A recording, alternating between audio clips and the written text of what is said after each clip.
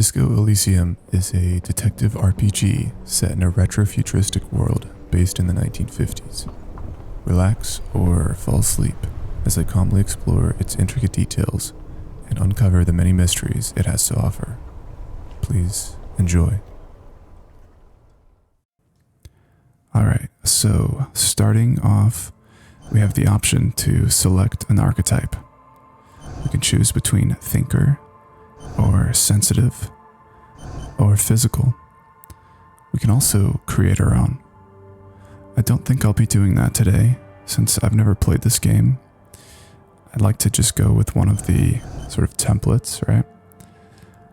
So let's take a look at these. Thinker says extremely intelligent, very bad with people, knows interesting facts, and comes up with original ideas.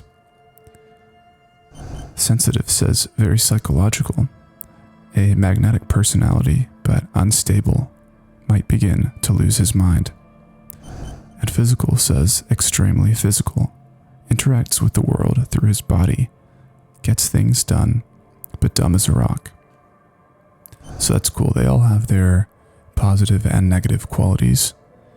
To me, I think thinker and physical are sort of less interesting than sensitive, just simply because I feel like sensitive, the way that they describe this character is sort of an underused trait or trope, I guess, in video games. So I'm going to be going with that one and see what kind of things we run into.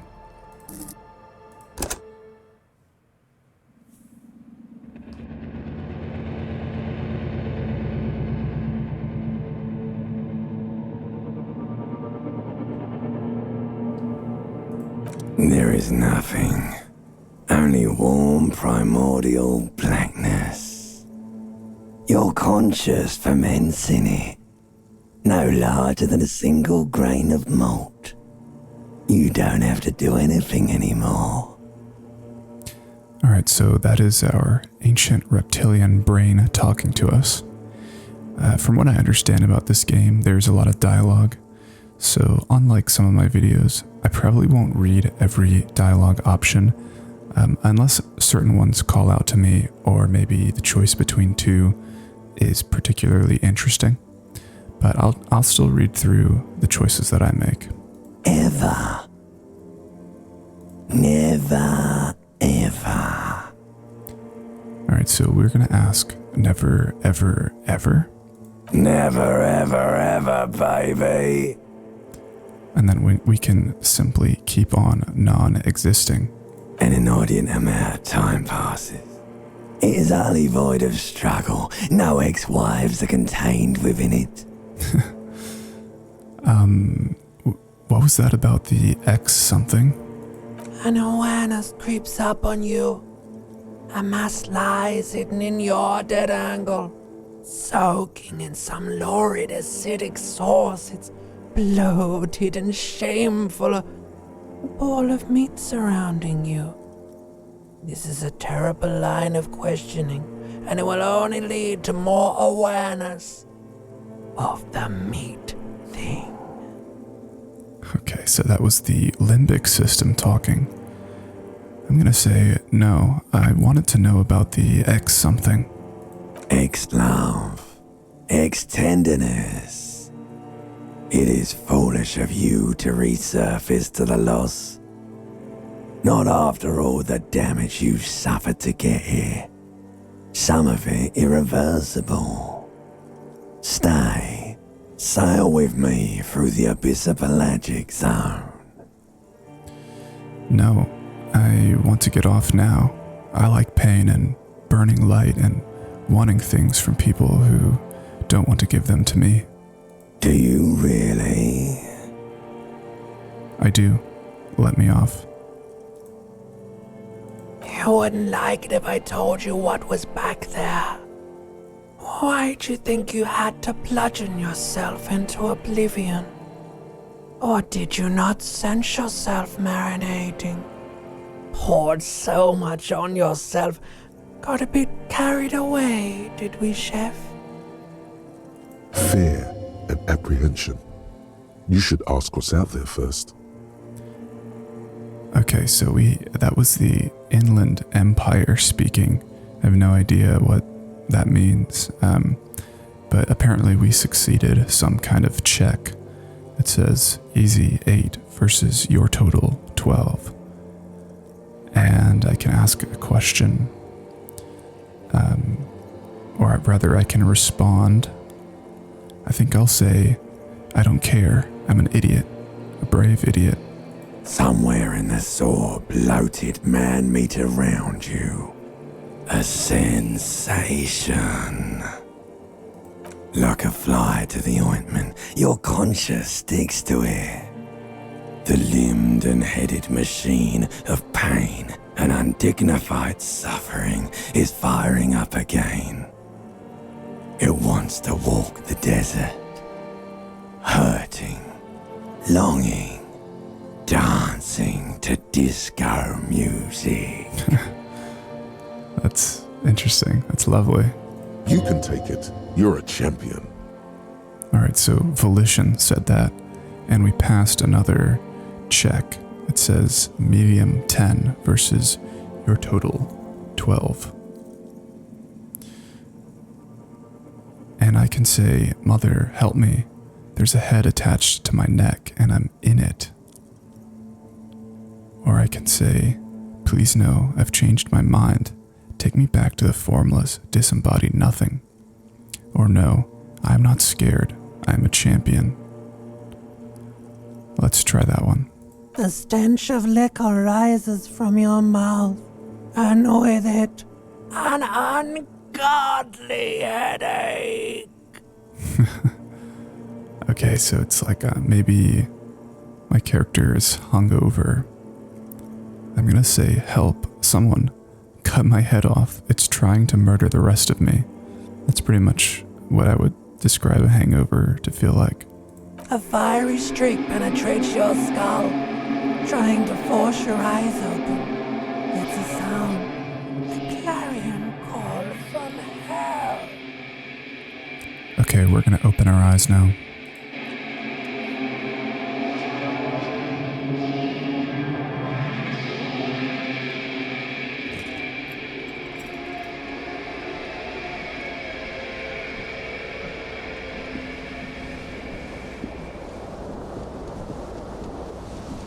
Interesting. So, wow. There's a good bit of information to take in here. We wake up on the floor of this dingy apartment. There's it's quite a mess, really. There's clothes all over the couch. Okay, I can walk. There's a broken down door to what appears to be my bathroom. And we have, I guess, a tape recorder that's like strewn about on the floor. Lots of just destruction and chaos in this house. I'm able to walk around with WASD and kind of point at things with my mouse, and they highlight. All right. This seems to be calling to my attention. There's maybe like a tie hanging from a ceiling fan. Let's click on this and see what happens. This fan has 2 chain pull switches. One ends in a tiny fan, the other in a light bulb. A truly horrific necktie has somehow attached itself to one of the blades. Wow, so there's dialogue for just about everything. I really like that. Or has it been consigned there as punishment? You feel as though this creature is your friend and wants to reattach itself to your neck so that you may continue your adventures together in this strange world. Okay, so I think these purple text voices are some kind of chants, or I forget the name. It's not a saving throw, but there's some kind of check you have to pass. And now we're getting a little more information on what that looks like. So I can choose to grab the tie, and it shows me my chances of succeeding. Or I can pull on the fan, or pull on the light bulb, or leave. I wonder what pull on the fan means. Does that mean the little string, or well, let's find out. The blades come squeaking to a halt.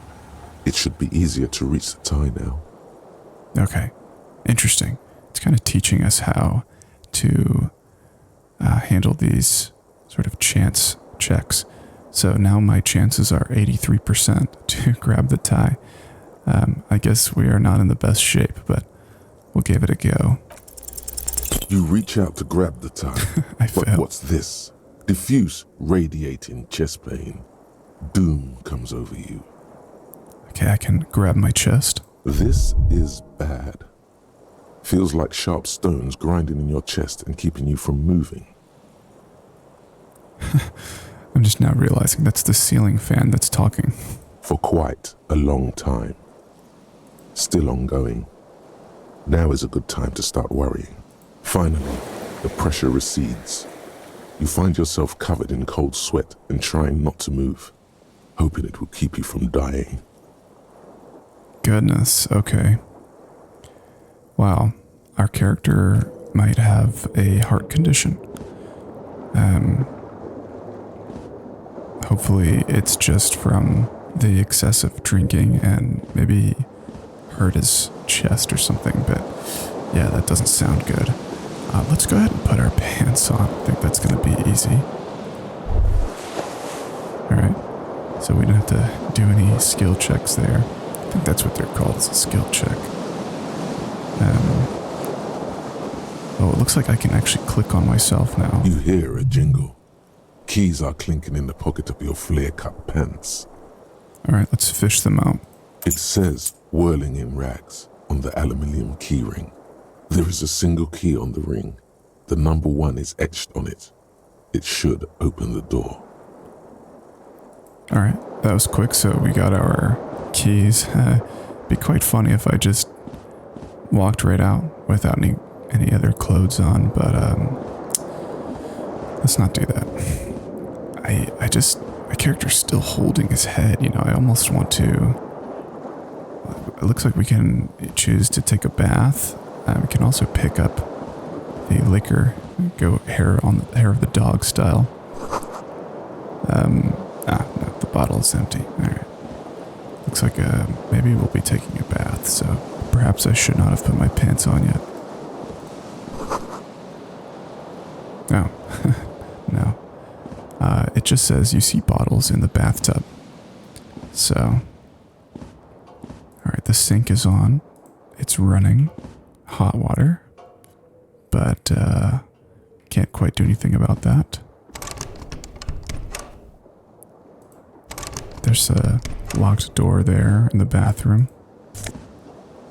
Can take this dirty shirt. Alright, looking a little more respectable at least.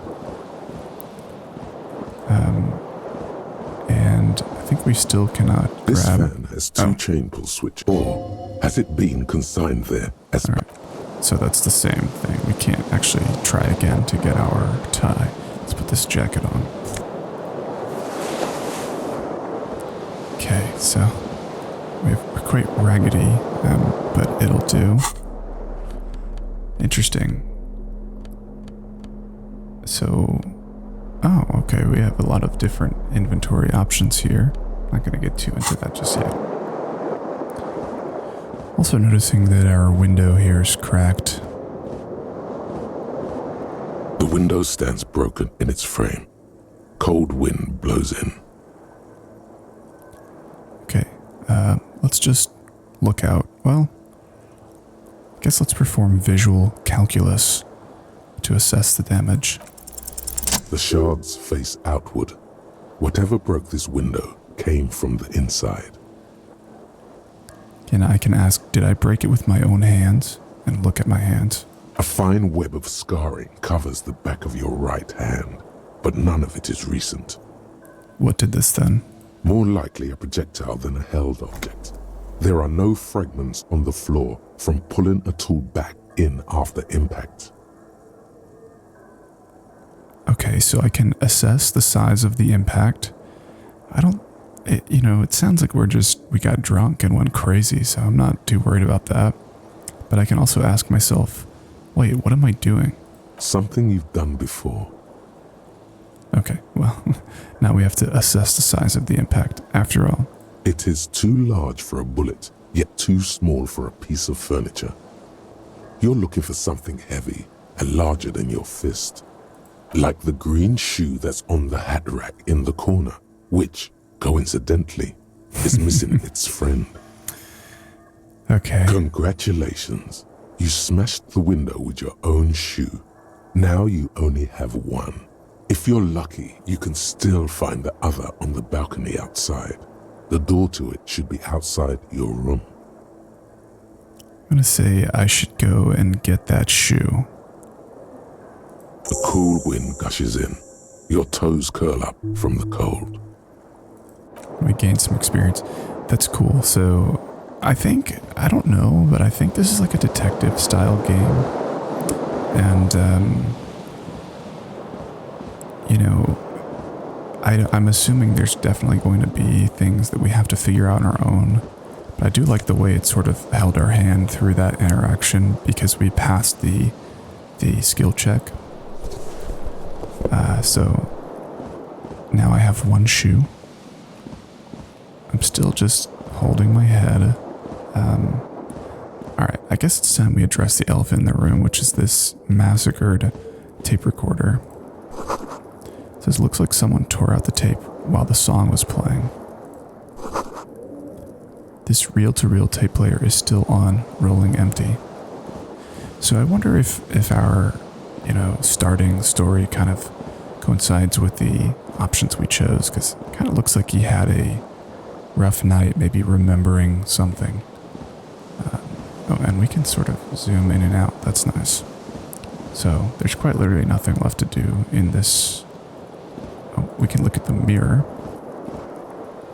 If I click on it, he will kind of walk over there on his own, just stumbling through. A mirror hangs above a bent and broken sink. In a fierce discharge of masculine energy, someone has ripped half the faucet off. Hot water sprays from the base and steam covers the mirror. You cannot see yourself, just the outline of a man. It's beautifully said. Suddenly, you realize you have no memory of the face that awaits you there, underneath the soft vapor. I'm gonna wipe the mirror. That's what I would do. You can also just kind of back away, but my first instinct would be to make sure I look like what I think I look like. As you slowly reach your hand towards the surface of the mirror. Abort. You clearly have not thought this through. You won't like what you see there, and you will never unbecome it. That's so weird. And I'm noticing my profile here at the bottom left is this like kind of obscured face.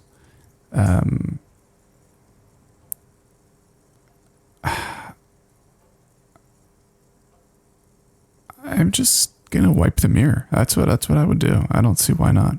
Behold. Yeah, okay. I don't look too bad. So the screen just shows a digital painting of my character, and now my face is here in the bottom left. Yeah, I look all right. Yeah, it's not the worst, not the best, not the worst. Got a strange facial hair, but just a middle-aged man. You have no idea who this thing is, do you?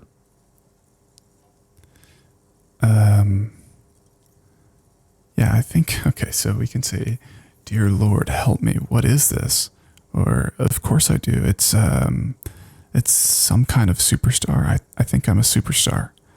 Or, "This is the face of a late-stage alcoholic." Yeah, I would say that's what we're piecing together here. Too late. You clearly have rigor mortis on your face. Or wait, is that an expression? Are you trying to make an expression with that face? Why? I can say, I'm not making it. The face is making itself. Or I have no idea why it's there. It just is.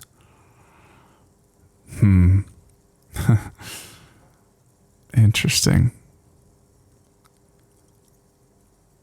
Yeah, let's say it's making itself. Maybe he's like trying to almost reflexively comfort himself with a smile. Please stop. It's horrible. You're scaring yourself. I will try to stop now. I think he's going to get self-conscious. Oh my God. You can't stop. It's like it's not even voluntary anymore. You have worn that grin into your face and now it won't come off. I mean, that's not the worst expression to have. What does it even mean? What is the emotion you're trying to convey? Wow, lots of options here. Superstardom, or God, I don't know, it's indescribable. Or I think it's supposed to look suggestive. I'm afraid it meant for the ladies. No. Or I'm insinuating that I'm vaguely sympathetic. I think I'm sort of pulling it off in a sad has-been kind of way. There is some charm to it. Or it's an expression of pain.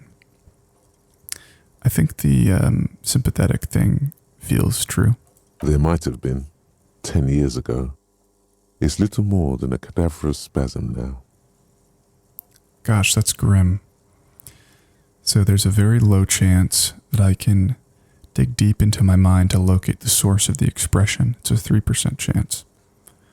There's another 3% chance that I can attempt to stop the expression from happening.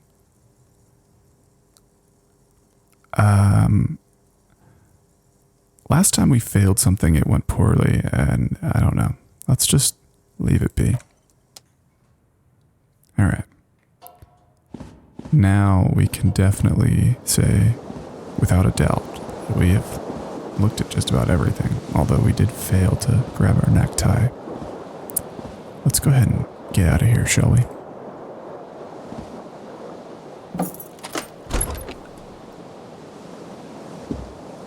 Alright, so now he's no longer holding his face. I think he's ready to, be presentable. I'm gonna close my door behind me. This is really cool. The world is all hand-painted, and things that are sort of not explorable in the background have this sort of unfinished style. That's really interesting. What is this? Something on the table. It's a little bit of money. I think we'll go ahead and take that. 40 whole cents.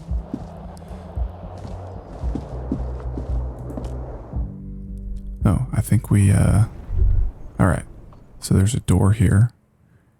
And now we're outside. I can see my shoes right here.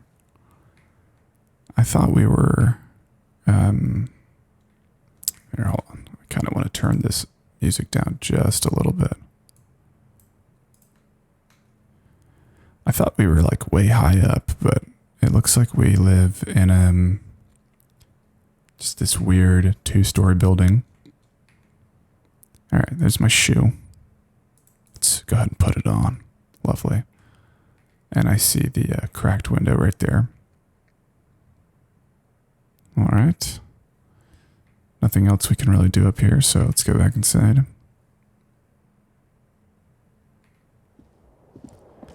So there's like, oh, I can sprint now. Hello, officer. This lady just called me officer. Let's talk to her. The young woman raises a cigarette to her lips. Officer, am I military personnel? Or turn your bloated face away from her beauty and just keep on walking. Yeah, I think that's what we're going to do. I don't want to dig too deep. Okay, so the year is 1951. That's what that calendar says. So that's going to give us some insight on, I guess, what and where we are. What are we, What else? I don't know if I should explore everything. Yeah, there's some things that probably don't matter too much as of yet. Let's go downstairs. Okay, where have we... Oh, we have a little cutscene here of the lobby. Oh, interesting. So there is a performance stage here. Wow, there's some really odd things going on. There's a man inspecting some kind of bird at the bar. I don't know if it's a prop or what. Definitely have to ask him about that. But this is calling towards me because, or calling to me, because we were talking about being an artist or a musician of some kind, and maybe this is, we were playing a show last night. He kind of wants to look at it from this side, I guess. It says this is where the lyrics would be. Okay. There's also a mirror here. Oh, it's a speaker. Alright. Alright, we can sprint now, so I'm gonna do that. Although, we do seem to have some kind of condition that's a little concerning. Oh, there's another bottle of liquor here. Yeah, alright. I'm not gonna drink that. Okay. It's really not telling us anything to do. We did find our other shoe, which was our... it says active. I thought I already found it. Let's see.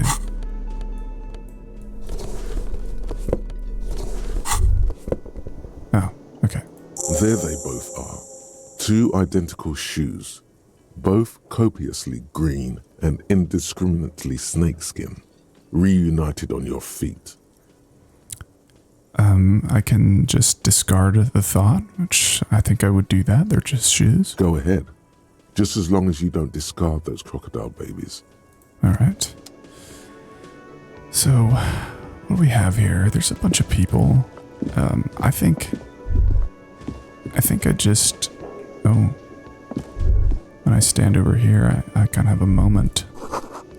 It says the soft purr of an electric juicer comes from the kitchen. Someone's working. So I guess when you have like a sensory experience, your character gets the icon to click on himself. I'm going to try to order a coffee. Let's see if that's even possible. A man in his late 20s stands behind the counter, inspecting a stuffed seabird. As you approach, he gives you a sideways glance, then looks down again. That was disdain in his eyes. Even now he's purposely ignoring you. I'm just going to ask if he's the bartender. No, I'm not the bartender. I'm the cafeteria manager. And say, what's the difference? I'll just say understood. Mm-hmm. Alright, so I can't order anything. Why not? Let's be a little bit pushy. So I can say something tells me you don't like me. Oh no, you're a hero. A real hero cop. You're being sarcastic. Am I? Or did you ride in, take the body down, solve the murder, and not trash my hostel room?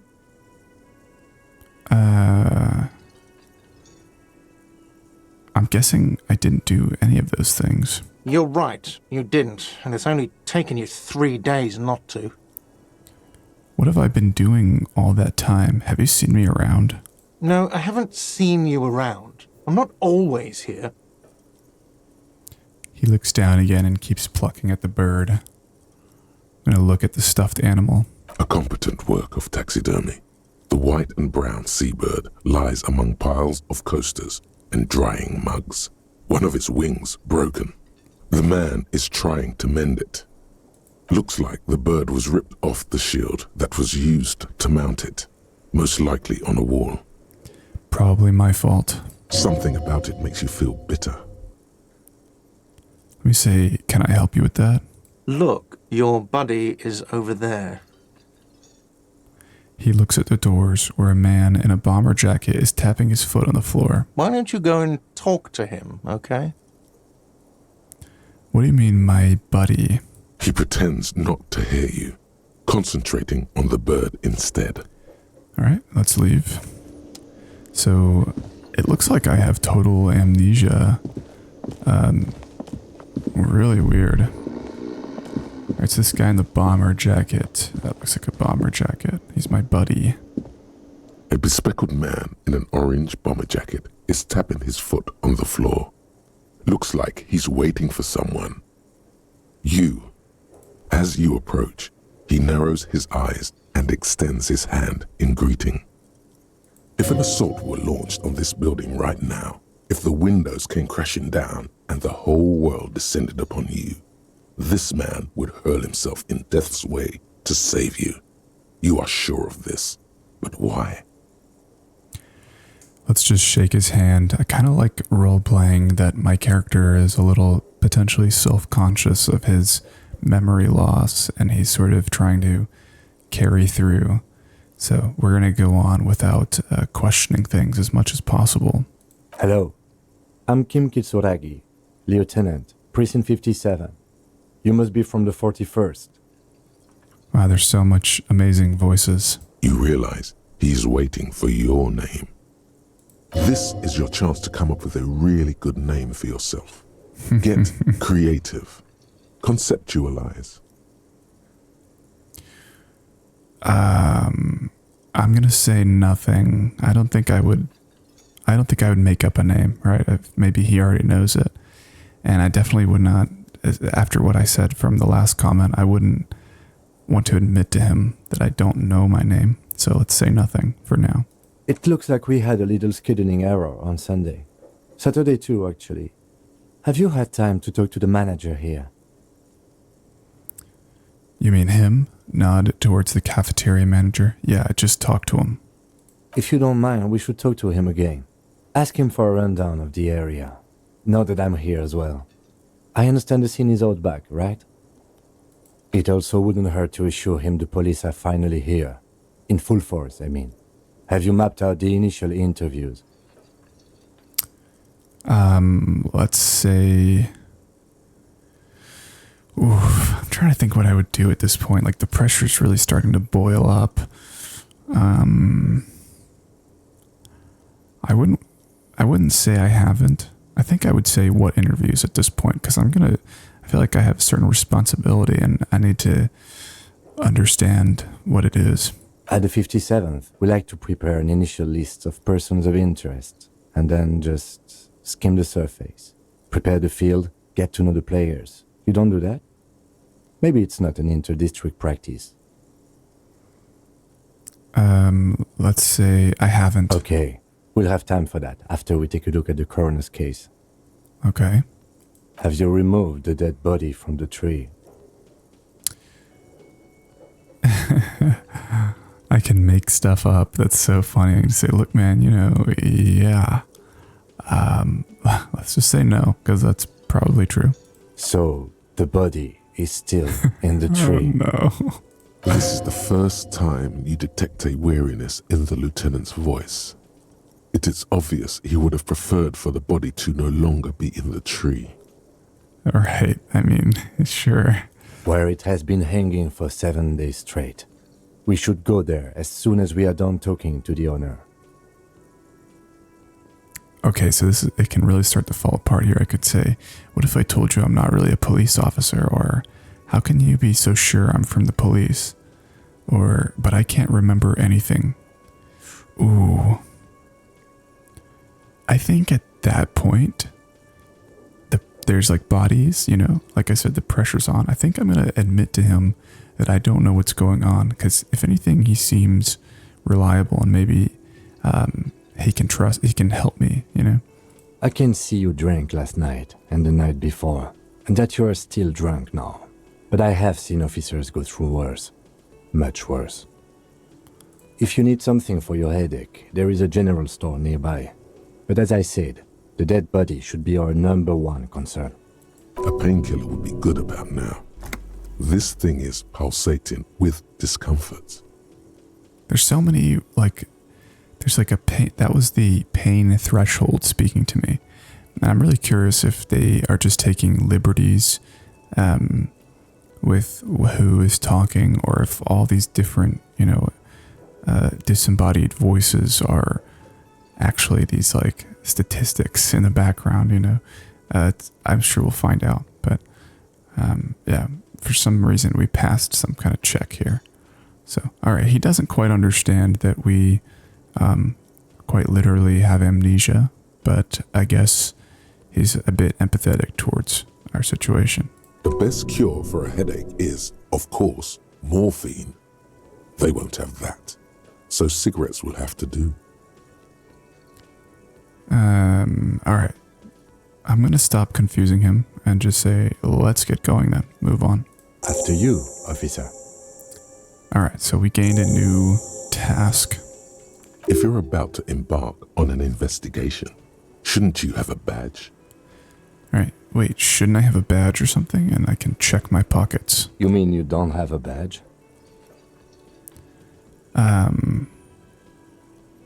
It wasn't on me when I woke up, or I have my badge. I'm a policeman, and I have my badge. Let's do that one. I think he can't handle another judgment from this guy. Oh, if you didn't have your badge, then that would be very bad. You would need to report it on my shortwave.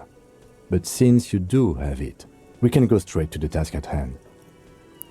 Lieutenant Kitsuragi is now in your party. You can talk to him whenever by interacting with him. Okay. Very cool. Very, very cool. So, you need to, so I'm looking at my quests. I have to report my badge missing to the 41st precinct as soon as possible.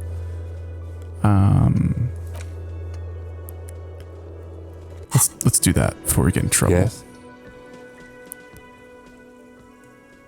All right. Wow, these dialogue options are just really pressing the hard topic. So I can say, I think you should know that I can't remember anything. At this point, I just want to know what's going to happen if I say that. No response. He just arches his brow. I really don't remember anything. There was drinking involved, or... Okay, forget it. Yeah, let's forget it for now. A moment passes. The lieutenant glances at the sports watch on his wrist. I'll say, tell me about the case. What do you want to know? Literally anything about it. I can't remember a single thing. Or would you say this is a mysterious case? Or if we're from different precincts, why are we on the same case? Yeah, that's a good question. I'm afraid you and I are pawns in a pissing competition. Makes sense. His disdain is clear. This man would not use such an expression otherwise. And that's empathy talking. Very cool. You don't know? I assumed you were in on it. I don't remember being in on anything. You know what? I'm in on retrograde amnesia. Yeah, let's do that. Better still than an imbecilic cop-off. Cop off? Question mark. It's just stupidity. We shouldn't waste any more time on it. If you want my take, ask me after we've inspected the victim. All right, I'll let it go. Was there anything else you wanted to know about the case? Well, yeah, let's say literally anything about it. I can't remember a single thing. Maybe you can tell me what you do know to help me narrow it down a bit. I know literally nothing about it, only what you told me before. Do you want me to brief you? Brief. Yes, that sounds good. 3 days ago, the RCM Emergencies Desk received a report about a security guard who was found hanged in Martinez. An anonymous caller said there was a dead body behind the Whirling in Rags hostel cafeteria. The cadaver had been there for 4 days. No one had come to investigate. Okay, that is shocking. And now it's been there for 7 days. During that time, The victim had been stripped of his belongings. The caller did not identify him, but used the word lynching. There is an ongoing labor dispute between the local dock workers and the logistics company Wild Pines. I was told we should approach the death as part of this dispute. Who was the caller? To find him or her is one of our tasks here. For now, all we know is that the tone was muffled, using a device of some sort. The desk could identify neither the caller's age nor sex. Why hide themselves? There's a strong prejudice against involving the RCM in what's seen as union matters. The dock workers' union is the de facto police in Martinez. Now it appears they've started executing too. We cannot allow that. Let me just make this perfectly clear. Our job here is to find the killer. That's right.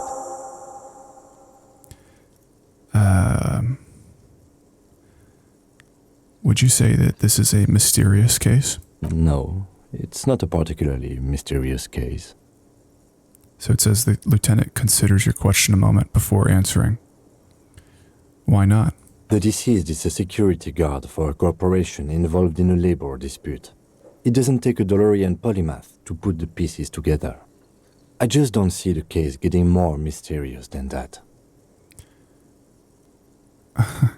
All right, I do want to read some of these because it kind of gives us insight on what sort of game this is. So I can say, I was thinking something otherworldly might be involved, something supernatural, or white male in his 40s, what more do you need? Personally, I think labor disputes are very mysterious. Or, okay, so the case probably isn't mysterious, but it could be sexy. All right, let's say white male in his 40s, what more do you need? I'm relieved that you agree. Yeah, I don't want to freak him out. I haven't got the impression that there's anything supernatural going on here. He is glad and surprised to see an officer who can appreciate the less than spectacular. Yeah, well, my guy is definitely less than spectacular. Is there anything else? You look like you were about to say something. Do you know the feeling when you've begun filling in a crossword, but some of your answers don't quite seem to fit?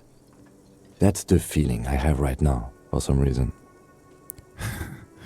I can say, what is a crossword? That would be an alarming question. Let's say I know exactly what you mean. Let's try to get on his good side. It will turn into quite the puzzle yet, I'm afraid.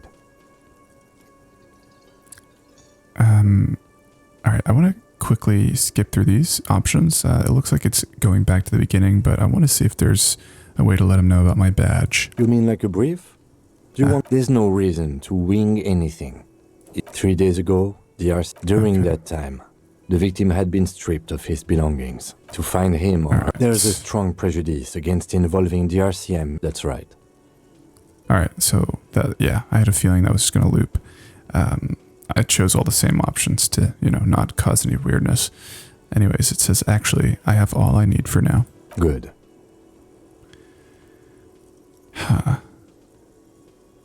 Okay. All right, let's leave. So, yeah, he's going to follow me. Let's begin our interviews. He did want to talk to the guy at the bar. He seems more relevant than that lady sitting over there. So let's start with him.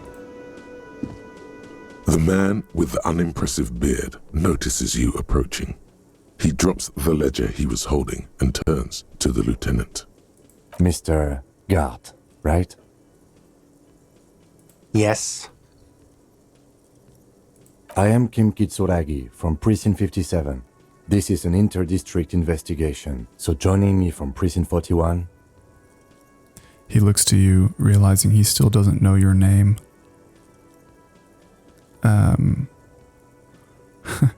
It's funny, when he was saying that, I kind of zoned out, and I think we're going to go with that. So my character, in my lore, just didn't really even realize he was being teed up there. Right. Now, I know it took us a while to arrive at the scene. It also took you a while to call us and report the dead body. It was you who placed the call, yes? No, I only just got here. It was probably Sylvie who called you. She usually works the bar here. I'm only temporarily taking over her duties. All right. Do you have her number? As a matter of fact, I do. He looks behind a pile of coasters, finds a slip of paper, and hands it to the lieutenant. You said you just got here. From where? Are you a local? What, of Martinez? No. I live in Jamrock. I only sometimes come here to keep an eye on the place. This is just one of the many, many cafeterias I manage. But you still know your way around, yes? In case we need directions. Yes, I know where some things are, but as I said, I don't live here. I just used to work here. And I'm not going to start working here again, if that's what you think.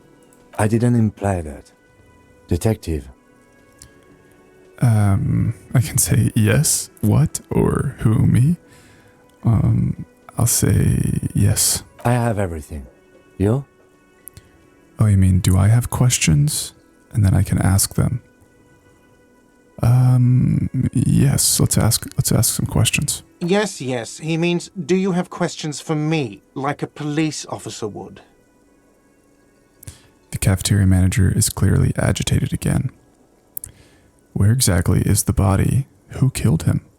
Why did Sylvie go away? You know, I actually can't think of anything. Let's ask why Sylvie went away. Because it's, he said that he's just here. He doesn't work here.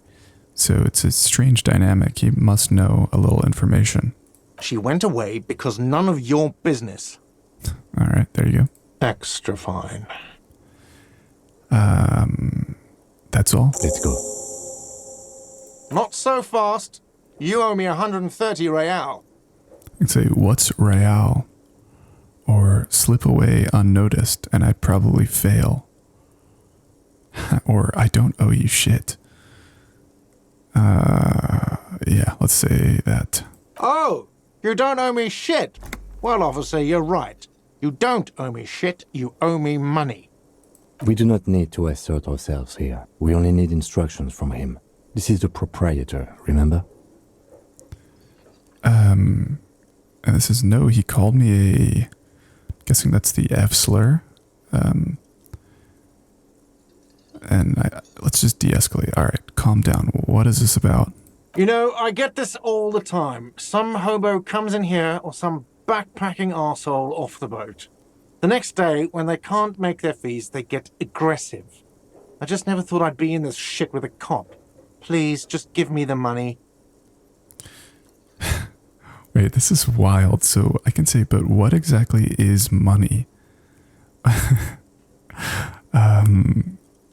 No, let's not do that. What do I owe this place for?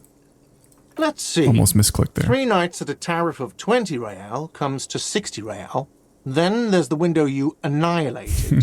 The hole in the window was the first thing I saw when I came to work. So don't try to tell me you didn't. That will be 40 real in damages. Another thing you've annihilated is half the bar. You've run a tab of 30 real. Actually more, but we'll round it down to 30 for your hard work maintaining the stability and order of Revachol. That's 60 plus 40 plus 30 equals 130 real. And yes, real is still money. All right, I can either... I'm being forced to just do something totally chaotic here. I can either ask what money is, which is strange to me because I feel like he has a basic understanding of what's going on if he can put his shoes on and, use keys, or I can arrest him. So I'm not going to arrest him. So let's ask him what money is. What are you, brain damaged? Actually, I might be. Or, since I woke up, I have trouble remembering even the most basic concepts of reality. Or, no, I'm just getting my bearings. Wow, this is crazy. Okay.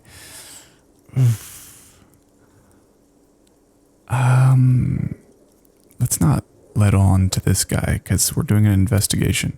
Money is what grown-up people use to pay for things. Things like this hostel room, or 8 bottles of potent blend, and 9 packs of Royal Extra. We use it for everything, really. This is a very embarrassing situation.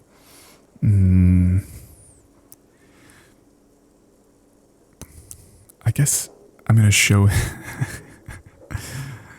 I mean, my party member must at this point be really concerned. Like, if anything, this is like, I have to be taken off the case, right? Let's just show him the coins I found and say, is this money? Yes, it is. All right, count them and give them to him. That's 10 plus 10 plus 20 equals 40. I'm now down to 90, right?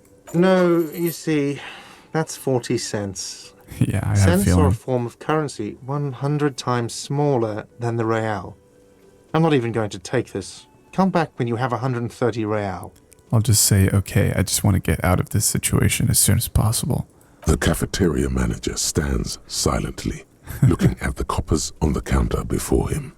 For a moment, his antipathy is overcome by compassion for the sheer smallness of the money. Okay, so I'll pick up the coins. He demonstratively suppresses a world-weary sigh. I can still arrest him or say, what happens now? I'm sorry, but he has to pay. I can't let him stay here any longer if he doesn't. If he doesn't have the money by tonight, then... And he shrugs. Officer, maybe you are better off working this from home for now. You live in Jamrock, right? It's not that far away. I can say I don't remember where my home is, or fuck this place. I'll take my chances on the streets. Yeah, let's do that. No, don't. There's no need. You really need to take this up with your station. I have a shortwave radio in my car. Call them, ask for assistance. We have to get this investigation started now. Good luck. I'm really curious. My partner is very almost oblivious to my condition, but he's also kind. It's weird. He's patient. By the way, where is home?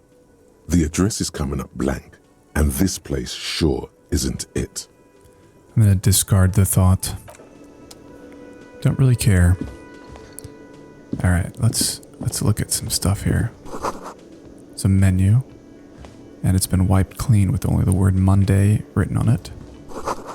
And a water cooler with bubbles rising to the surface. There's a kitchen door. Let's first talk to the woman here. So, Hello, sweetie. there's an elderly woman in a electric-powered wheelchair, and she turns to me with a smile. Her name is Lena, the cryptozoologist's wife. Wait, who's Sweetie? Wow, okay. This game really questions you. My reaction speed passed this check and asked who's Sweetie. I can either ask her that, or does that mean you like me, or leave?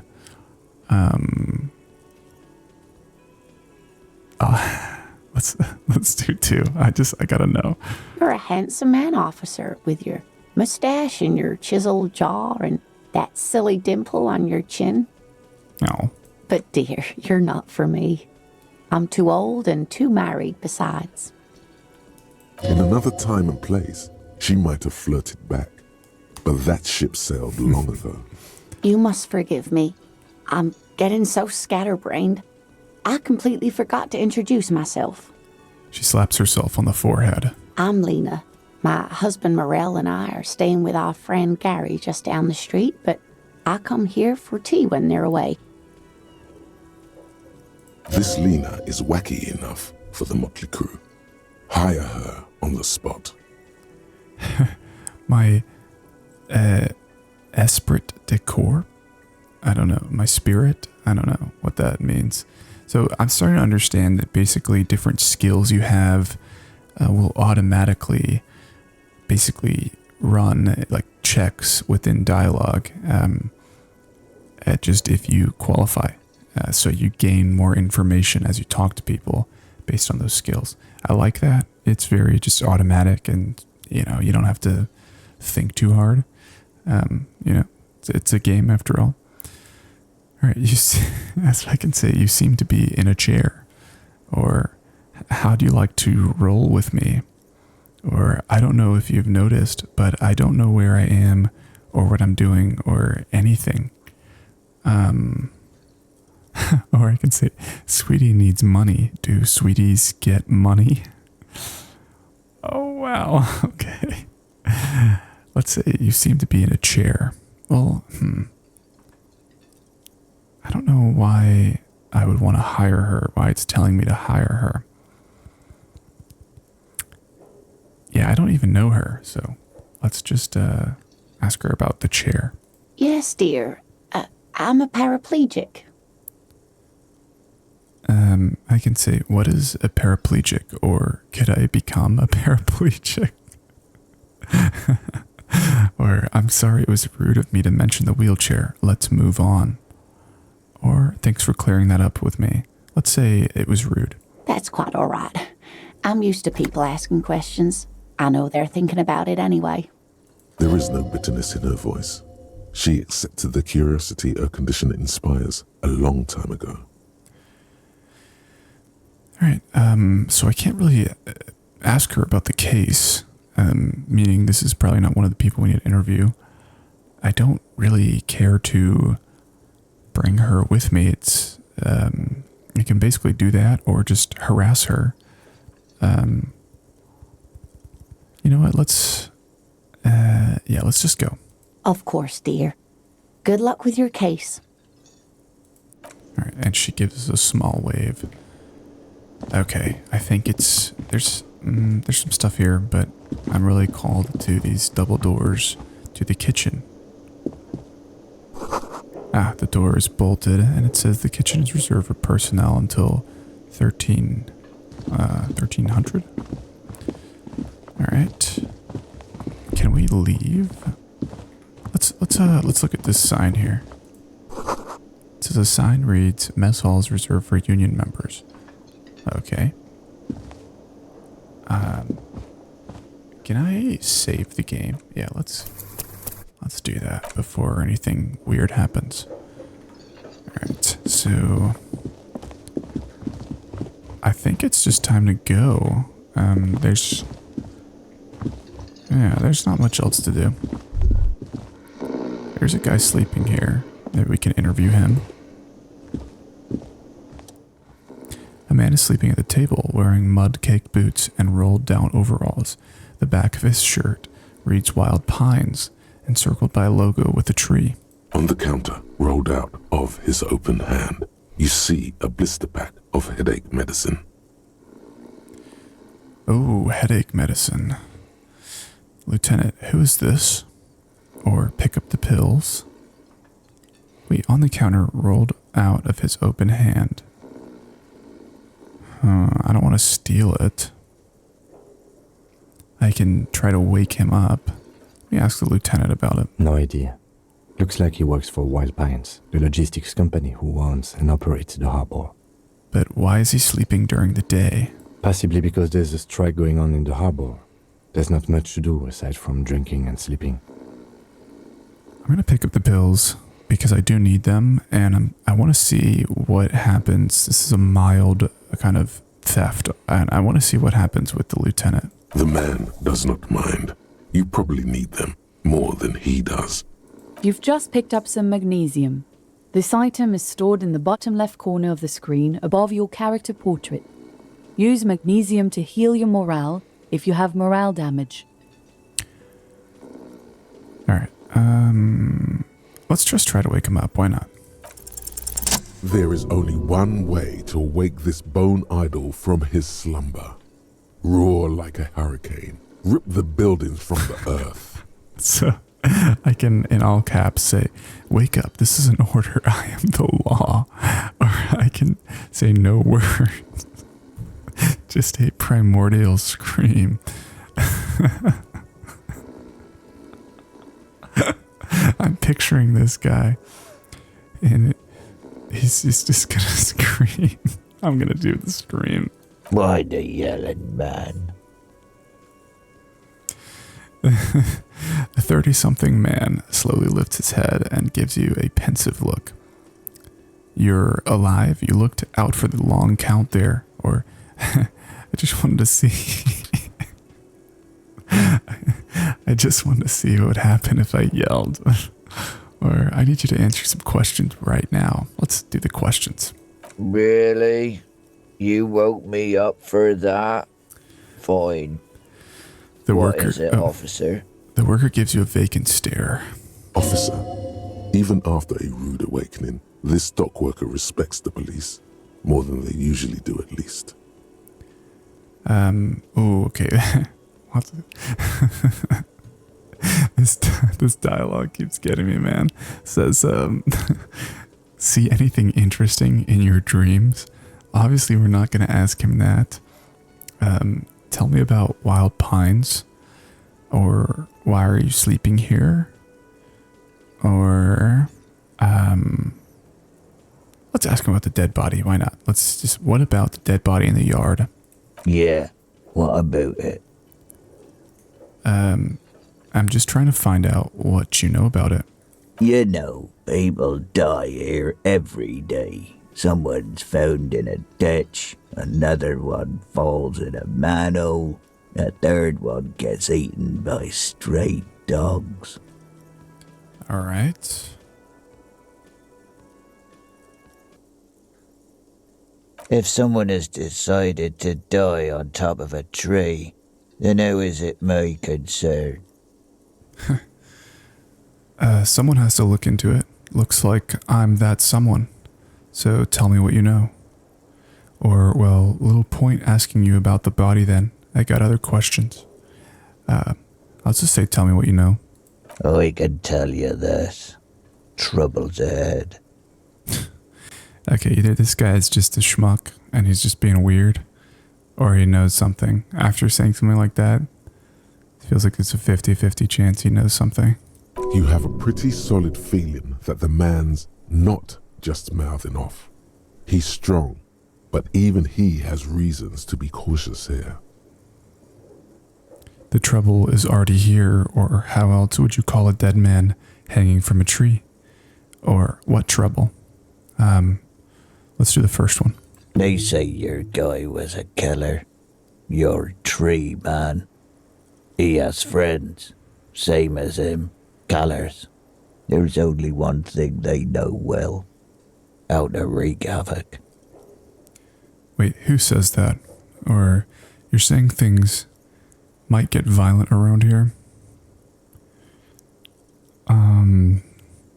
Yeah, let's do number 2. You heard what I said.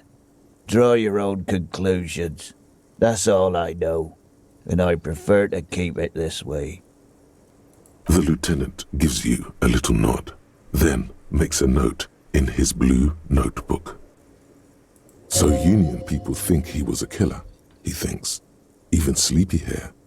This doesn't help a lot, but it's something. Good work, detective. I'm at a point. So, okay, this dialogue is just really cool. I think I want to ask him about his job, but I kind of like that I can segue temporarily and say yours, and I point at the bottle of spilt rum. So kind of like warming him up a little, you know? Indeed. Help yourself to some. Wait. No. Oh, it's empty. Sorry about that, pal. All right. Tell me about Wild Pines, and I point to the writing on his overalls. That's the name of my employer. I work in logistics. He doesn't sound too enthusiastic about this. How's that going? How's it going?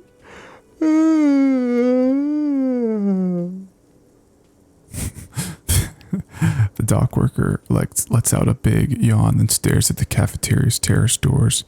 Some fingerprints glisten on the glass. Haven't you noticed what's going on outside? I've almost never been outside of this building. That's such a weird thing to say. Of course, it's a total madhouse. Good. Then you understand the gist of it.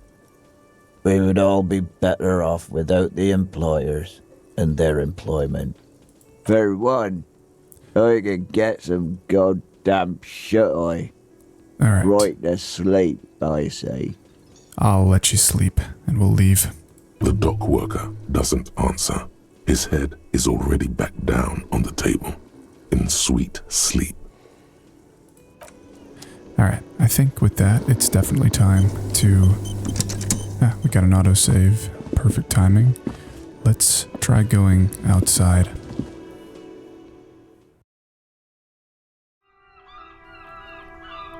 Alright, so we're outside now. And I think I remember them saying that the body that was hanging was around the back of the building.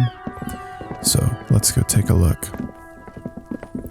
There's like a broken down fence here that sort of leads to a plot of land. And there's a kid. Oh no, okay.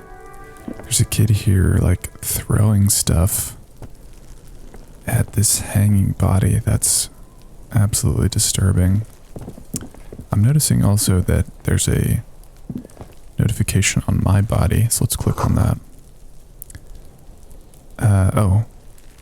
Okay, it says it smells like spoiled meat and curdled dairy. So right, we learned that smells are kind of an internal thing. Oh, I'm actually catching... Oh, that's right, we can hold tab here to see what can be inspected. There's some footprints here. Let's talk to this kid first, get him to stop throwing stuff at this body. Kuno's got this! The boy throwing rocks at the dead body can't be older than 12, and his name is Kuno. Oh yeah, Nappa Gumpy Kuno! I don't know what that means. Hey kid, a word? Police business. Right in the dick, Kuno! Get him right in the dick! The children ignore you.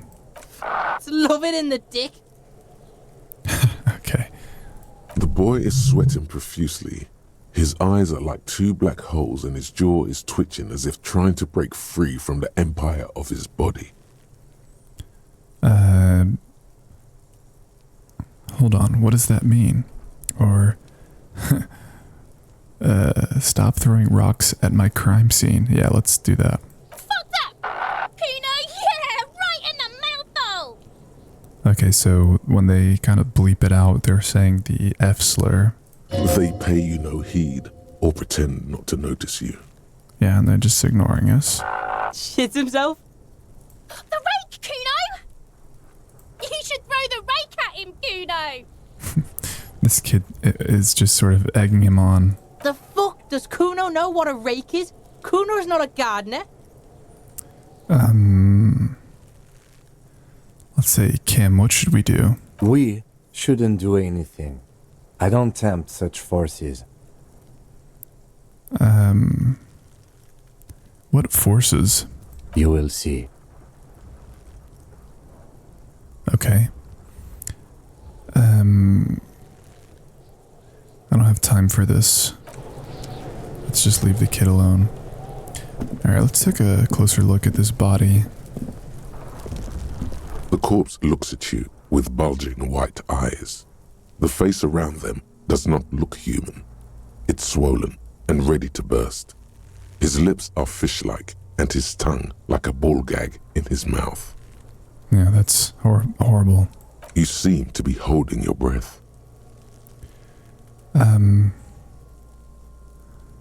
Let's look down. A cargo belt twists his neck at an unnatural angle. The body below appears stiff. It's letting out an ungodly rot. The smell seeps in even through your clenched nostrils. And say, God, what is that? Why is it so bad? Or let go of your nose without throwing up. Yeah, why is it so bad? Active decay. It's okay to throw up, officer. No one is judging. Okay, He's about to blow! Cop's gonna blow, Kuno! let's turn away. Yeah, I don't want to throw up. There's also some footprints here on the ground. There are several footprints in the mud, left by work boots. Anywhere from 6 to 12 pairs have walked here. We'll perform visual calculus, although we'll likely fail, and the purpose of this being to get an exact count of the footprints. What do you think you are? A super detective? You're hungover. These are just dents in the mud. Right. No pattern emerges for the time being. What kind of boots? Heavy workers' boots with reinforced toes and hobnails all over the yard. And I'm remembering that we picked the sort of empathetic character, right? So maybe detective work in that literal, like, physical sense is not as helpful to us as trying to talk to these kids again. So let's try it one more time. Can't you see I'm throwing rocks? We'll say, are you kids siblings? The fuck are you talking about? He's calling us Kuno. He says we're fucking each other. Look, I have questions for you. Alright, entertain the Kuno. Show me what you got. What you got there? What you got, huh? Show me what you got. This kid's unhinged, man. The body, what do you know about it? Shitload, pig. What's your question? Don't tell the pig shit, Kuno. Kim, help me out here. What do we want to know? If I were to want to waste my time, which I do not, I would ask them who he is, how he got there, and the usual. Sure, let's You do have it. no idea what the usual is. Just ask whatever comes to mind. Do you know how it got up there? Probably climbed. Kuno was busy down the road when that shit went down. So you didn't see it happen? You heard Kuno. Kuno wasn't even in Martinez. Kuno wasn't in Revachol. Kuno wasn't regional. Oh, okay. Where did you go then? I don't know. Some fucking He looks around trying to come up with something. Mesco or I don't know. Some other place. Night City. Kuno was in fucking Night City. Where is Night City? Kuno gives this info out on a need-to-know basis, and you don't need to know. Kuno didn't smoke the gimp, if that's what you meant.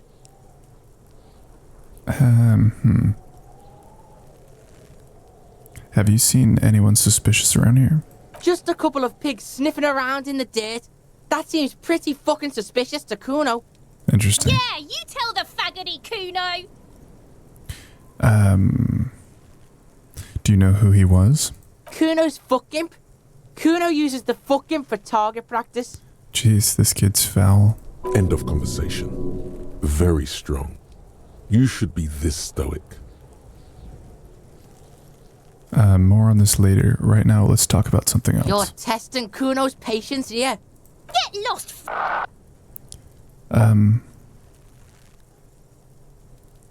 About the crime scene, you kids often play in this yard? Right, pig. This is where Kuno plays with his little wooden choo-choo. What do you want with it? I might have questions later. For now, let's talk about something else. Yeah, whatever. Kuno doesn't give a shit. I gotta ask, who is Kuno? Kuno's Kuno, pig? And he points to his chest with both thumbs. Kuno. Primal. Violent. Kuno sounds like something you'd call a rabid dog. Or so you refer to yourself in the third person. Kuno, is that some kind of gang name? I think that's what I'm gonna ask him. Yeah, Kuno's in a fucking gang. In a bang gang. Kuno bangs for Maggie, bangs for Mazda, bangs for Revachol. Okay. He lays the names out there with pride and precision, like cards on a table. Right when he's getting distracted, there's a malevolent hiss behind the fence. Watch out, Kuno! He's trying to fiddle you! He's gonna put his hands on you! The thing behind the fence starts squealing, shrill and violent like a fire alarm. Help! Pig's got Kuno! Help! Rape! The sounds get louder as the child shouts at the window overlooking the yard. Help! He's got the Kuno, help!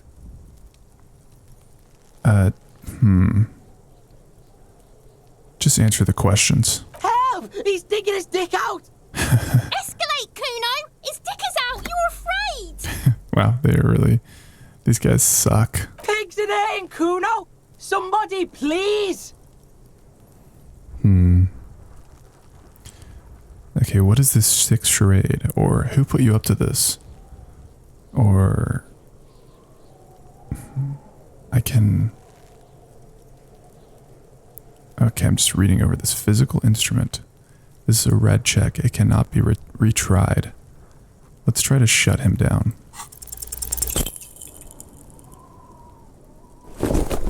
Oof. Wait, I didn't realize I was going to try to punch him.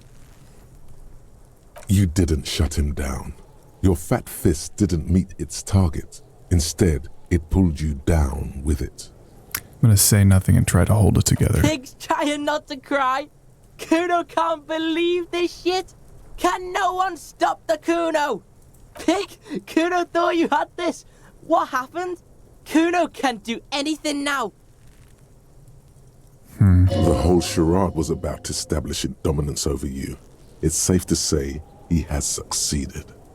Fucked your shoulder, fucked your knee, fucked your fat body up.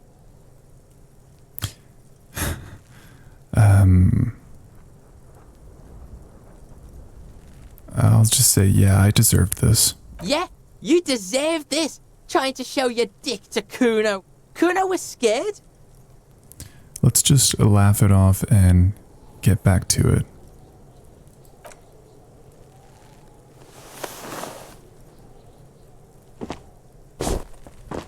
Yeah, we'll be the adult here. Kuno beat the shit out of the popo. Beat your fucking knee off. Yeah, I didn't think I was going to try to punch him, but alright. I told you not to tempt such forces. Alright.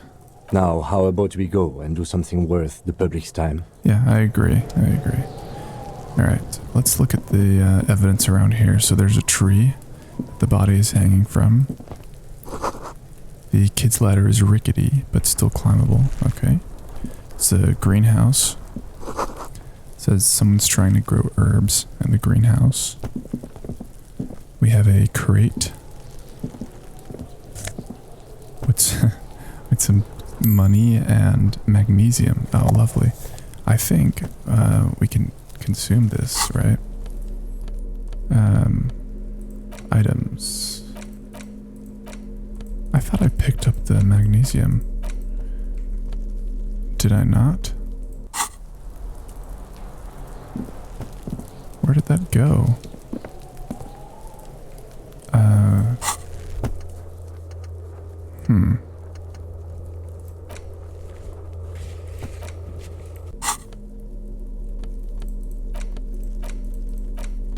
Weird. Maybe I just immediately consumed it, I guess.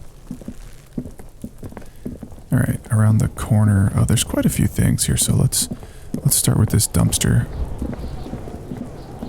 before we go deeper.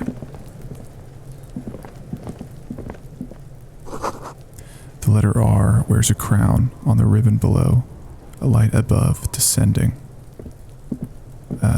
Alright, I don't know what the hell that's about, but let's open this dumpster. This trash container is locked. The sliding lid has a padlock that says, "Whirling in rags." Where did we hear that before? I feel like we've heard that. There's something in there, not necessarily connected to the case, but still. I can see. Why am I looking at you, trash container? You're just a trash container. Alright, I'm intrigued. He's gonna talk to it. The body is downwind from here.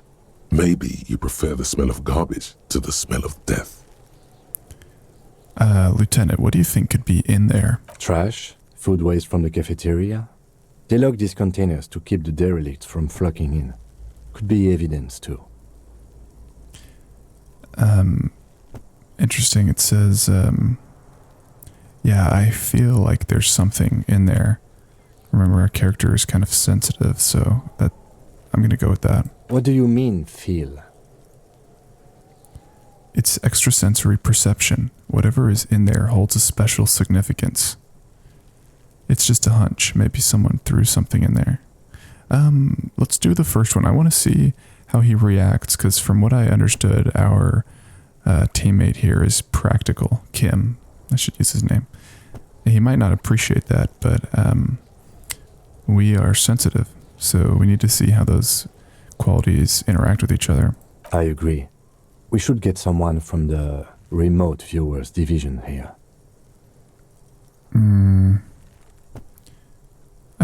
It sounds like he's being sarcastic, and I want to say there's no need for sarcasm. I just feel strongly about it, that's all.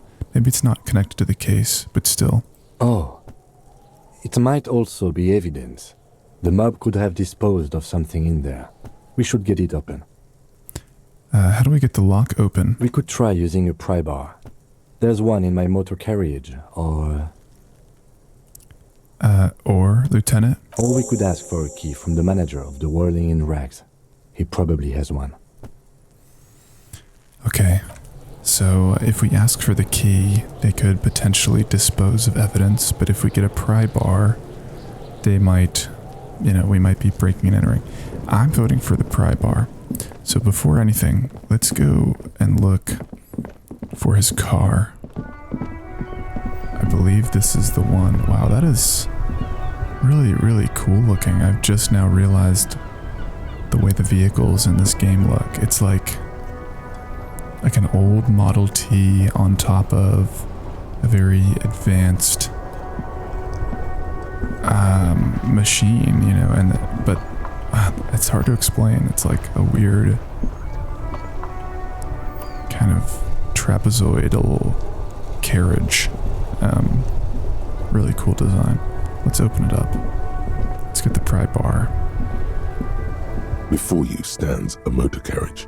The bodywork is covered in blue and white livery, bearing the number 57. Vapor emanates from the large engine on the back of the vehicle. It hasn't had time to cool off yet. All right, let's open the door. In the cabin, you are welcomed by a set of steering levers, a radio microphone on a hook, a pull-out toolbox under the seat, and the soft glow of the fuel preheater gauge.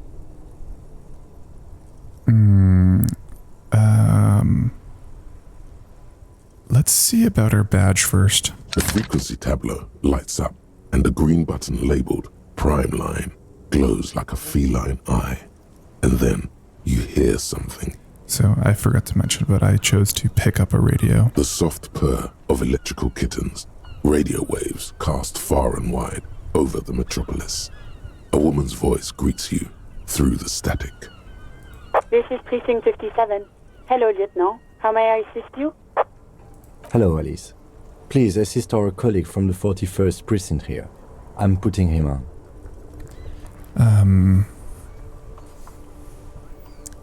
Hi, Alice. This is the officer from the 41st Precinct speaking. Nice to meet you. This is Officer Alice Demetri, Precinct 57. How may I assist you?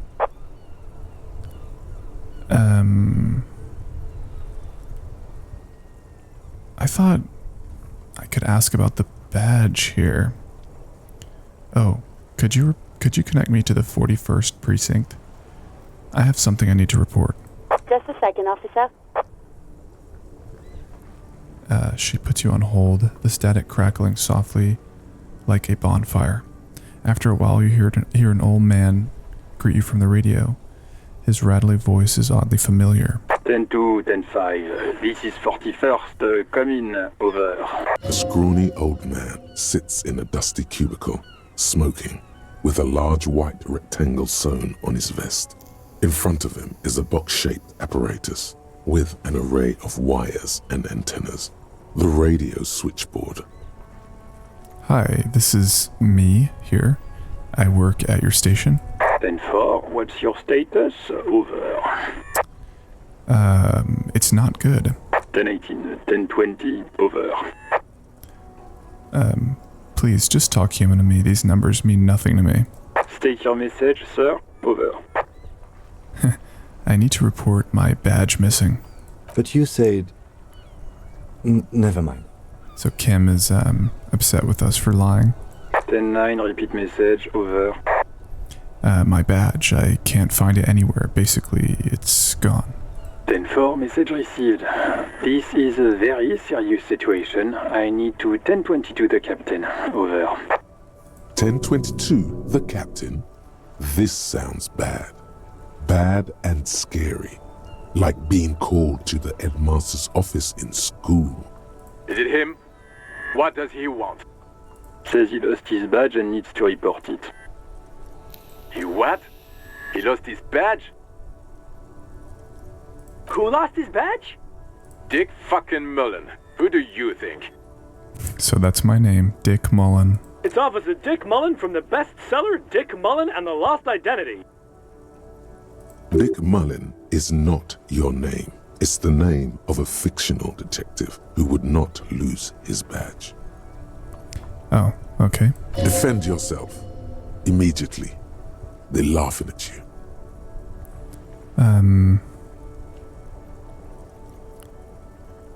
Let's see.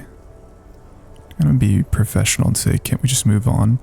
I want to get it reported and be done with it.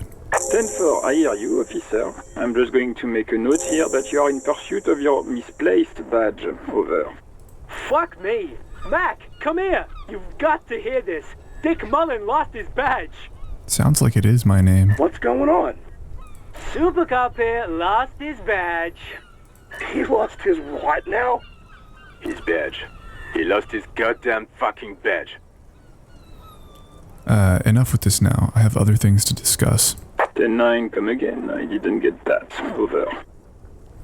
The animated conversation at the back is making it difficult for him to hear you. New heights even for Captain Sober. Ask him. Ask him if he's lost his gun too. Oh no. Sergeant Orson wants to know if you lost your gun too. Over. Check your pockets. Check your... Holy fuck. You don't know where it is, do you? Oh god, it's not here. Okay, it's gone. Your gun is most definitely gone. 10-9, come in, officer. Did you get my question? We were wondering about your gun. Over. I'm gonna say nothing. 10-1, you're breaking up. 10-9, repeat please. Over. 10-9, come in, officer. Over. Oh no, I'm gonna say nothing. Come in, officer. 10-9, repeat message please. Did you misplace your firearm? Over. Oh no, alright. That's affirmative. He says he doesn't have it. Dear God, he lost his gun. Oh my, I can't. This isn't really a laughing matter. Mac can face a giant of Coco Noodle by himself, but Disco here made him piss his pants. Oh, I can't. Fuck. He lost his... Ask him if he still got his wiener. Oh, I'm not going to. ask him. Sergeant Orson here is wondering if you are still in possession of your genitalia. This dialogue's hilarious, man. Now is a good time to say fuck and ass and so on. That'll make this all right.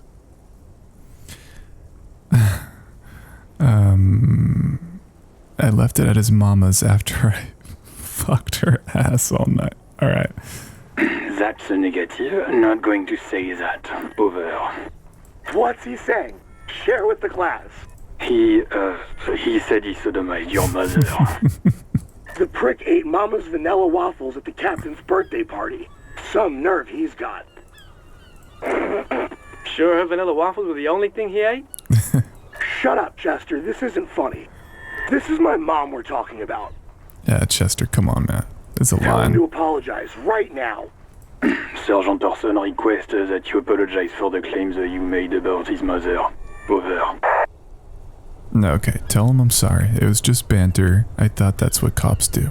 He says he's sorry and didn't mean nothing by it. Okay. Tell him to find his goddamn badge and gun. That's the only thing that matters here. Satellite officer. I heard him, and I'm on it. 10-4, affirmative. Officer is in pursuit of his firearm. Oh, God, Alright, so... Officer, do you need further assistance? Over. That's all for now. I'm not gonna ask him for money. Roger that. 10-10. Over and out. 18 kilometers to the south, in the 41st Precinct's relay booth, a small crowd has gathered around Communication Officer Jules Oldboy Pidier, around a dozen cops. The small room is filled with cigarette smoke, abuzz with laughter, when Officer Judith Minot enters.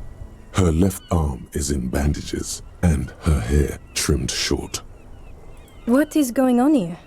Did something happen? She asks, startled. What happened is my partner made contact. It's not good. He's lost his badge and his sidearm. He seemed confused, delirious even. Mac, the torso Torson, is finger-fucking his fist, laughing hoarsely and apparently telling some dirty story to his partner, Chester McLean, near the entrance. Yeah, Mullen was fucked alright. Sounded fucking drunk to me. Yeah, Mac's right. That was some gnarly shit there. Enough! None of this is funny. It's fucking sad. That's what it is. He's a cop. He's one of us, goddamn this. Yeah, thanks, Jean. We must help him. Minot looks down at the neatly polished black shoes. There's a quiet firmness to her voice when she speaks. Yeah?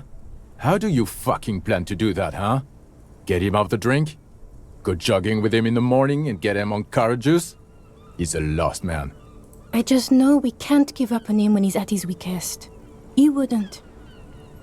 The crowd in the room has started fidgeting uncomfortably.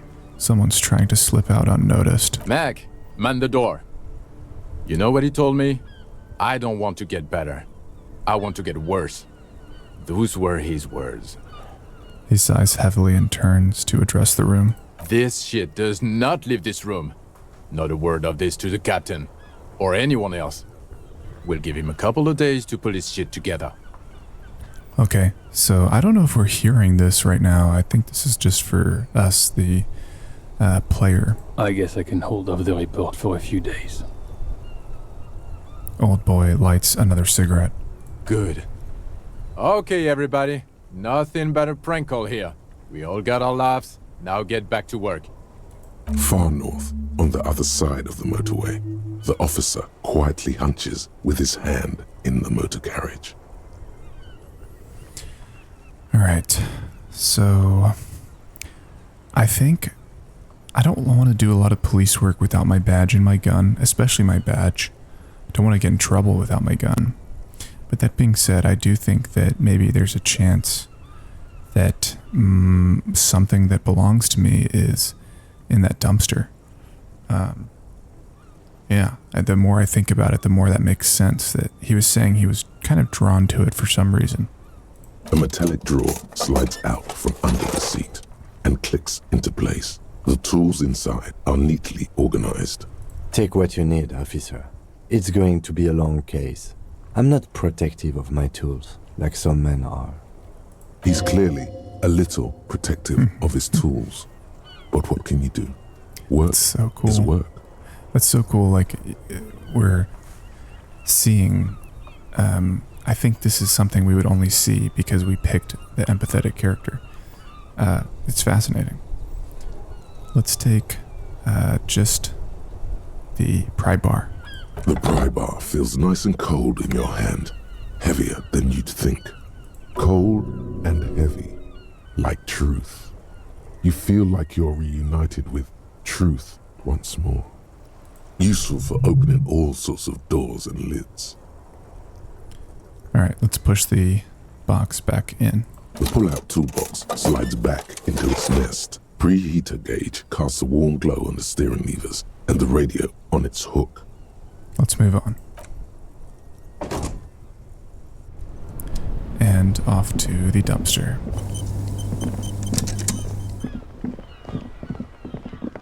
Quickly.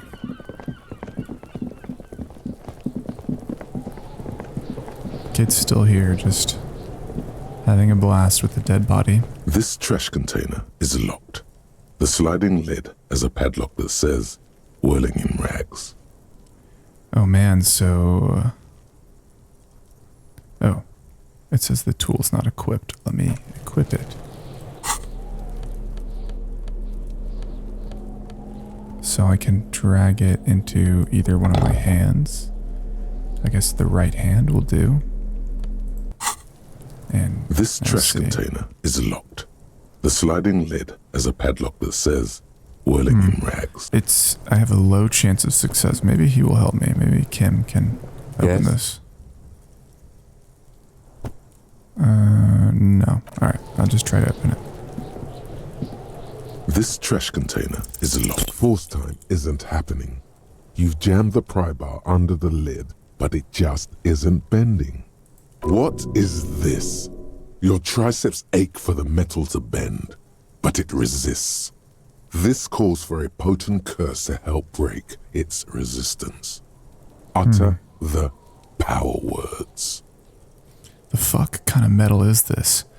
This is fucking shit. The quality of metal is not the problem. From what I see, it's sturdy enough. He's enjoying your little failure. He finds it amusing. He's reveling in sweaty rage on your face. I'm going to hang from the pry bar with all my weight. There's a creaking sound as the pry bar slips under the lid. You hang from it like a moron, huffing and puffing. Clearly the technique is wrong, but nothing else comes to mind. That's it. I can't pry it open. Let's ask the manager for the key. This is clearly not working. Alright. I guess I'm going to put his tool back. I think that he's going to be sensitive about it if I don't.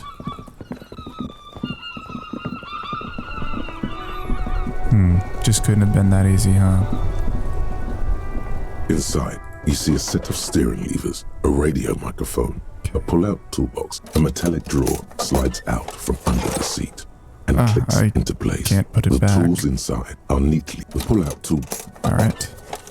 I do wish it wouldn't reread when you're kind of looking at something you've already seen. Maybe this person will help us. The RCM in Martinez. Never mind.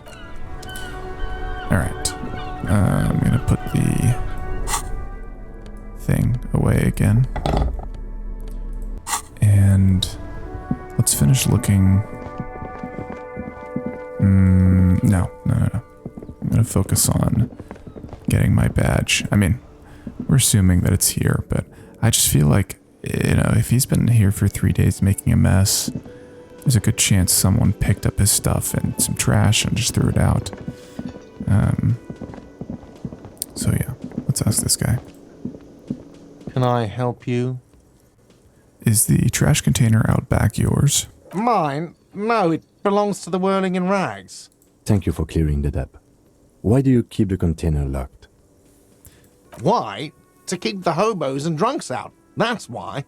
And the neighbors too. They put their trash there and they don't pay for the garbage company. I thought as much. And are you the only party with access to the trash container?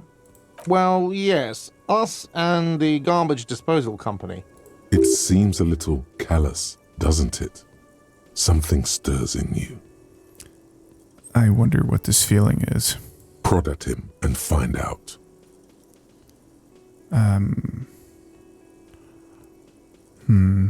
Doesn't it seem callous to you, guarding even your leftovers from the poor? No, I don't. I think we'll just say we need those keys. What do you need them for? It concerns the case. Please cooperate. Just bring them back once you're done, please. Okay. That was easy.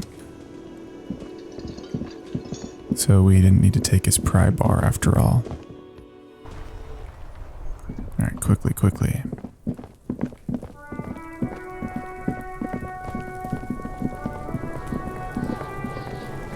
This trash container with a well-oiled crack, the lock pops open.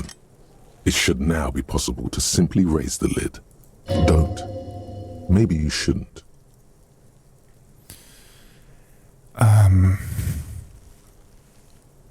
What? Inland Empire says maybe I shouldn't. Did I just have a premonition that there's something in there?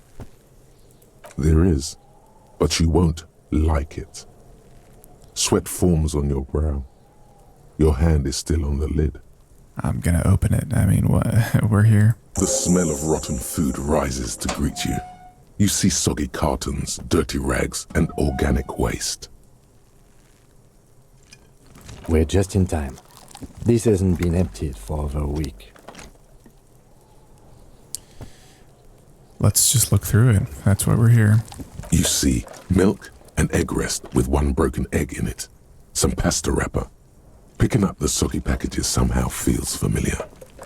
A box falls into pieces in your hands. Batiste Soleil cereal. There are plastic pasta packages below. And turbo noodles. Nothing of note, however. All right, we'll pick out the rags. Among the threadbare kitchen towels, something catches your eye. A pair of denim trousers. Okay, let's grab them. As the legs of the slime-covered jeans begin to unspool from the garbage, a rank corpse smell fills the air. The victim's clothes? Cadaverine odor is faint. If these belong to the deceased, they were removed when he was still in the early stages of decay. Well, there's evidence right there. Drop them in here, officer. And it says the lieutenant produces a black plastic bag marked evidence from his pocket. Guitar marked blue jeans. Pockets empty or emptied.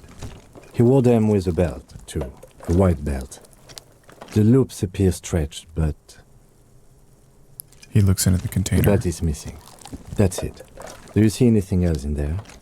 I have another bag here. Something slimy catches your eye. Reach for it. A drab, long-sleeved shirt, olive-colored, appears from the food waste, dripping with pus. Oh, gosh, okay. Bag the shirt. This is a military-type overgarment. No label or serial number. This is the kind of rib-knit shirt that's worn over light armor to conceal it in an urban scenario. Anything more? The rest of the rags are just kitchen variety waste. A yellow old mug that catches your eye. But other than that... There's a thrown-out towel, a mug, that's all. All right. We should go to Gart again and ask if he knows who put the clothes in the trash. It could be as simple as someone from the hostel cleaning the yard. Or that one. I'd advise against confronting that force. And he's speaking about the weird little boy. Yeah, we need to ask the kids who put them here, or you think someone from the Whirling might have been involved, maybe? I'm gonna say that. Not really. All we know is the victim's clothes are in the trash, the lid was locked, and his establishment had the key. It's just a small loose thread. Okay. The lieutenant nods, then looks back into the trash container. All right, I'm going to search it all. It's just organic waste, cold and slimy on your hands. Apple and potato peels, mostly. Unidentified sludge, and the occasional chicken bone thrown in for good measure. But hey, nothing. It's nothing. Nothing more to see here. What's this? It's like he's having like an internal dialogue. I'm not sure what I'm supposed to listen to. Like if my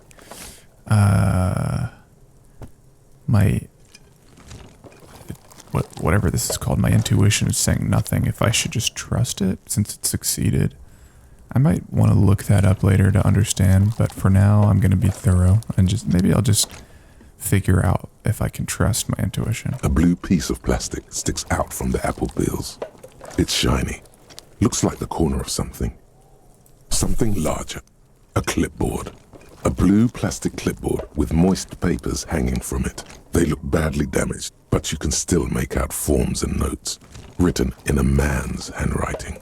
Officer, is that your paperwork? I don't know what this is. It is. Look, the plastic has the RCM street grid on it.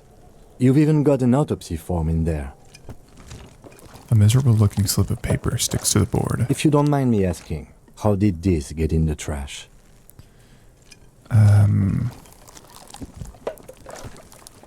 I'd rather not. It must have been cramping my style, or it has a foreboding quality. Maybe I needed to lose it. What? For the great bloodletting to begin? I think I didn't want to be a cop anymore, so I threw it away. Or someone from Whirling threw it in the trash. I don't know. I'm boring. Yeah, I just don't want to talk about it. Be untroubled. If anything, this small moment has made him respect you more. good. All right, and then lastly, there's a mug. You pick out a broken mug with an oddly racist depiction of the yellow man frolicking in saffron. An antique? Only in its social sensibility. All right, we can take the mug. You've acquired an interactable item. Investigate this item further by going to the Interact tab in your inventory. The container sounds a muffled gong. Okay, so I close the container. Let's take a look. That's one thing off the list. I think we got it all. You said you didn't want to talk about the ledger. However, now that you have it back, it would not hurt to start taking notes on the case. Officially. Alright. Let's look at this interactable item. We have two things. For damaged ledger. Use interact button in inventory to inspect the book. What is the interact button?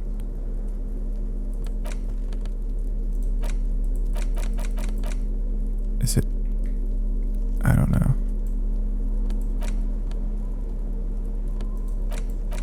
I'm not seeing... It's just a racist mug. What's there to read here? Not much. Let's just look into it. It says there's quite a lot to read into here, actually. Look at all that content. Oh boy, here we go. What are you going to say about a broken, tossed-away mug that you dug out of the garbage?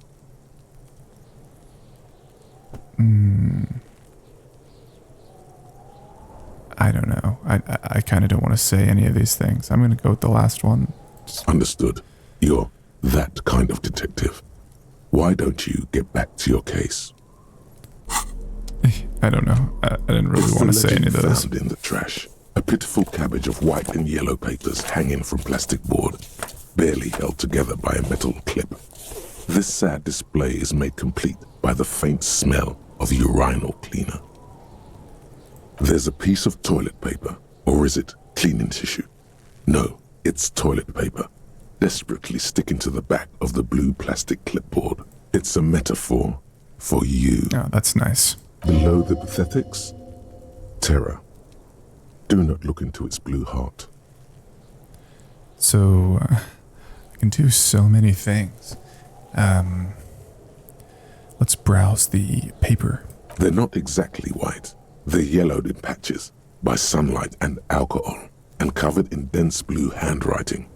Ink escapes into watercolor patterns, reaching its tendrils across entire pages. The paper itself is checkered, with faint red lines, forming short paragraphs. Once in a while, there's a red stamp that exclaims, "Case files commit to paper." The case files themselves are plenty. You count more than 100 sodden, crumpled up, earmarked pages falling apart in your hands. They appear to be sufficiently organized and extremely dense, if mostly illegible. Work, strife, poverty, the Jamrock Quarter. These are handwritten logs of investigations dating back to January 51, this year. The exact number is hard to estimate due to missing pages and an odd naming convention. But there are at least 20, maybe 30 cases undertaken, not completed, mind you.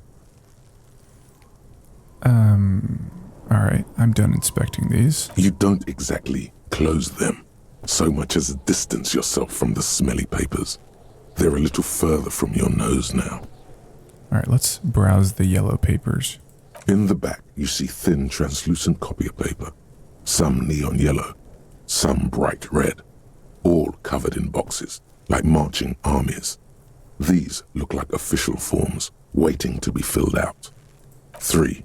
The topmost are misconduct fines, the middle ones are station calls, and the bottommost are field autopsy forms. Each is easy enough to make sense of. Let's do field autopsy. A dozen pages of thin copy paper, bright red in color. You see the parameters of a deceased human form, waiting to be filled in. Age, sex, condition of internal organs, color of the irises, predation marks, condition of sexual organs. Alright. The rest of the stinking cellulose is much worse for wear. Being sandwiched between the board and the rest of the paperwork must have spared the fragile copier paper.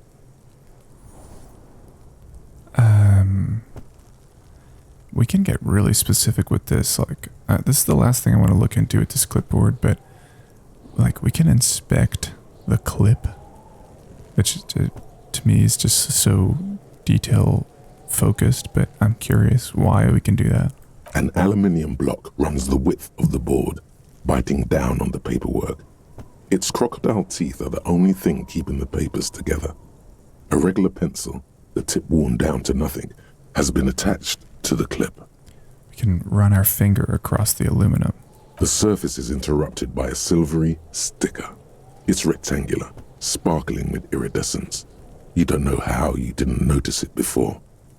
Hey, Lieutenant, what is this? What? That thing. It's a halogen watermark. We use it for adding information to RCM property. How can I read it? Any capable light with the right wavelength will do. Like, for example? All RCM vehicles have headlights designed to reveal halogen watermarks. Mine too. Weird, okay. This means you can read the watermarks if you just turn the lights on. Alright. Okay. While a bunch of sodden papers sag from the clipboard in your hand, it's a sorry sight. Alright, let's move on. So, wow, this is really involved. I feel like I say that a lot with the games that I play on this channel. I don't know when I'm gonna get deeper into things like looking at details on my clipboard. Just depends on what takes the most priority. But for now, I do want to figure out the rest of what's back here before we move on. And then I'll probably look at the quests so we can line ourselves up for what's next. So there's this weird like tow line. That's a winch. There's nothing special about it. I can't quite get around this corner. Where is he gonna go? So if I clicked on this item, he's kind of walking his way around. Let me just finish inspecting this one last thing. Oh, no, this is, yeah. There's one thing over here, and we'll figure out where that takes us.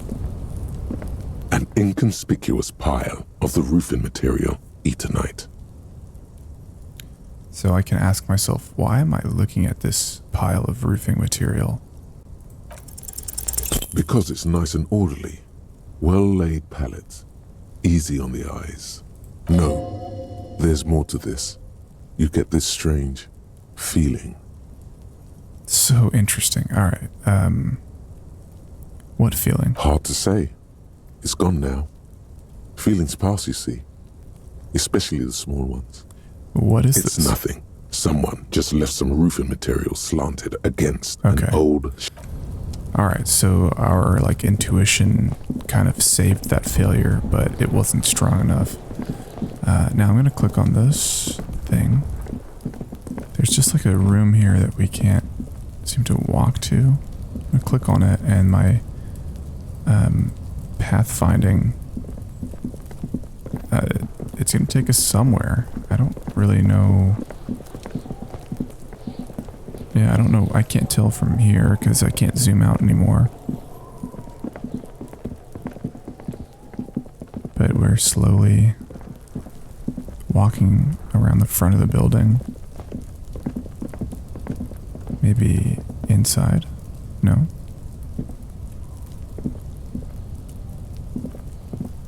And this is our first sight of the city here. We're officially on the streets.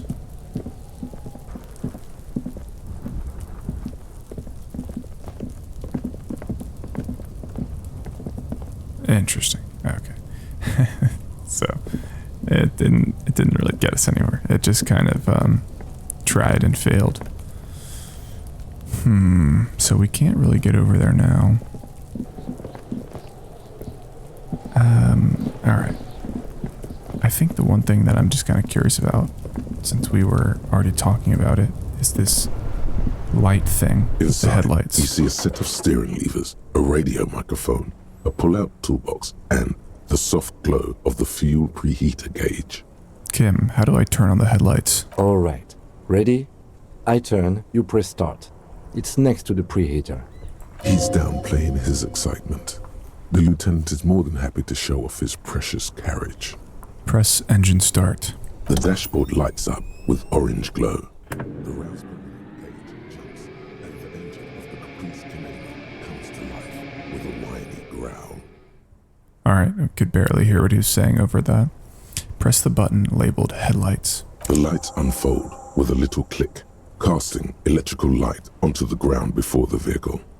It's got this like there you go. Halogen look. I'll turn them off from the remote once you're done. We just need to stand in front of the machine now. Alright, let me do that.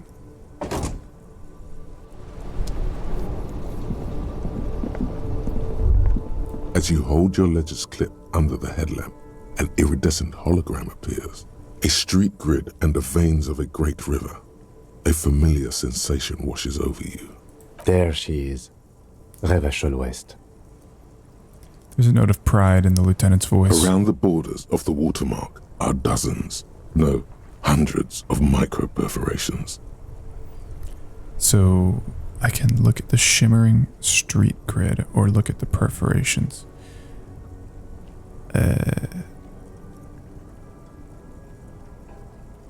Alright. I guess we'll do both. The rectangular watermark is overlaid with the logo of the RCM, and yet the major arteries of Revachol are all recognizable. They shimmer in the Kanema's headlights.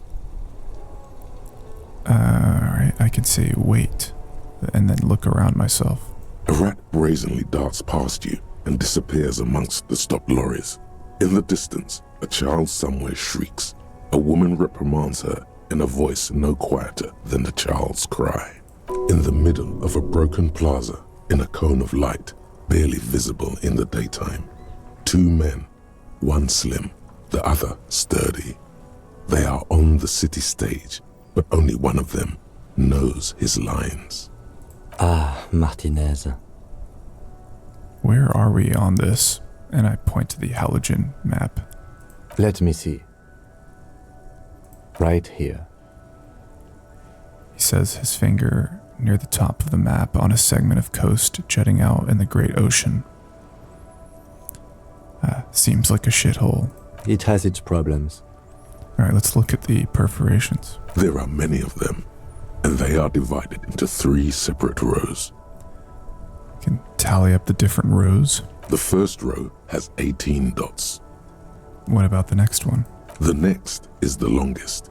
It runs all the way around the border, and then some. I guess my only option is to count them individually. There are so many, it's hard to count. More than 150, at least. Maybe even 200. What about the last row? The last row has 3 perforations. 3, that's it? That's it. Hey Kim, what do all these holes mean? Those are perforations. They represent your record as an officer of the RCM. They are your statistics, as it were. I should have guessed you'd keep a record. Officers often do. Let's take a look. Son, here is where we score your life performance. You better hope it's good. The first row represents your years of service. 18 years. Okay, not bad at all. What did you do before you volunteered?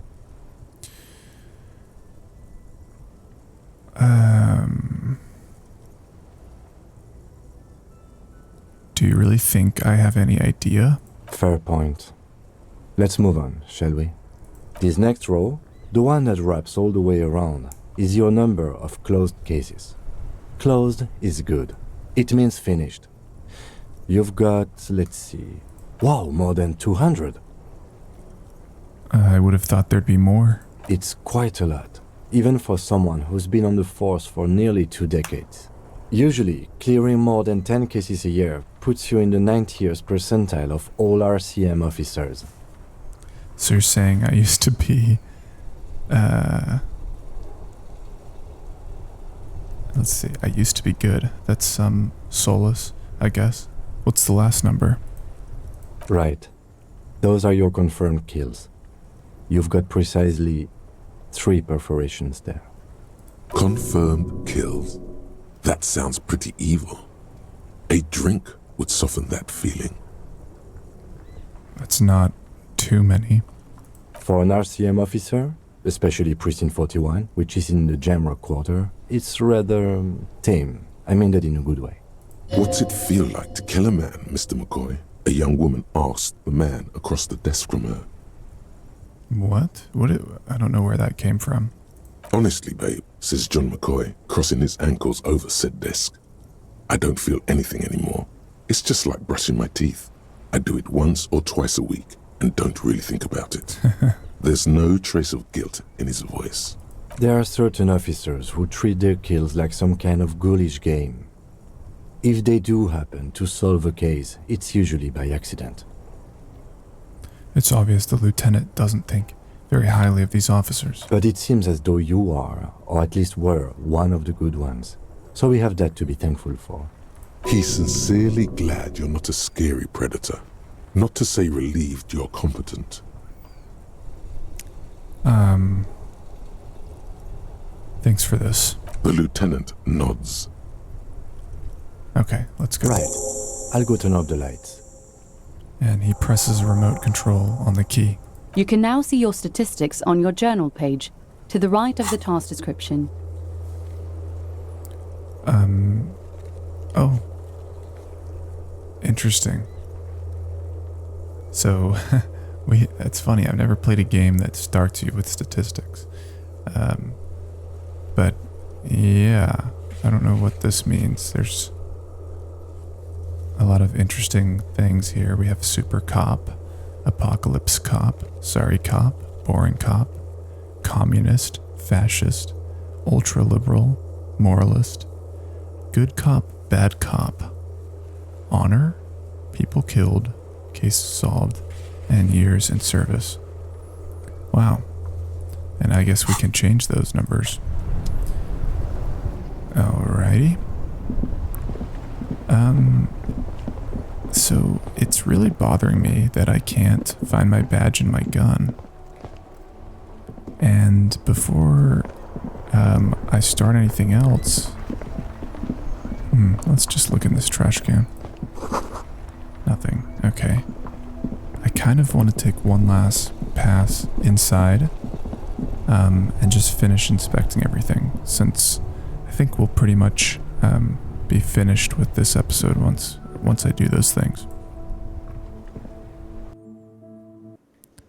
So let's go upstairs first. Oh, I'm getting a sense. That sugary black rum stain on the counter makes you teary-eyed with joy. It's almost touching how syrupy and sticky it is. How long have you been up already? An hour, 2 hours? An hour would have been bad. 2 hours is mystical. You have truly wiped out all trace of yourself if you haven't thought about rum and lemonade yet. I've been secretly thinking about it all this time. Or actually, should I be thinking about this? Looks like drinking hasn't turned out too well for me. Yeah, I'm gonna go with that. I mean, one thing is being an alcoholic, another thing is complete amnesia, you know? At least if I succumb to it later, at least I had a rational thought, right? Like, I think that's fair to assume. Maybe you haven't turned out well for your drinking. Have you thought about that? Get a goddamn rum and lemonade into yourself, boy. Or better yet, lick that stain off the counter. Okay, I will not be licking it. What happened, man? You used to be cool. Go get your boring normal person drink then. Get your drink on and your act together. So, getting drunk is now a quest. Not yet. Tempting. I think that's how we'll start tomorrow. But yeah, let me see first of all. So there's a couple of rooms upstairs in this hotel. This one is just locked.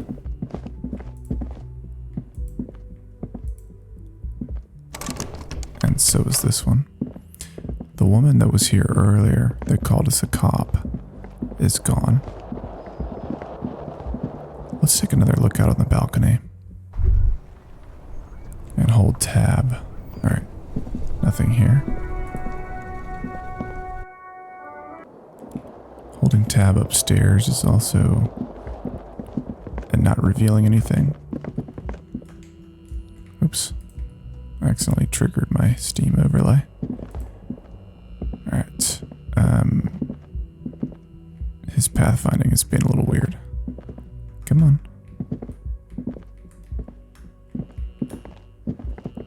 There we go. Let's try to go back in my room one more time.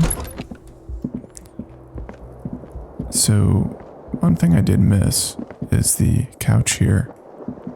I can inspect the couch. The bed is cold and not particularly inviting, but it's yours. The sheets look awful. The option to go to sleep becomes available every night after 9 p.m. Okay, so I was really hoping my stuff would be in there. Now I can also inspect the broken door.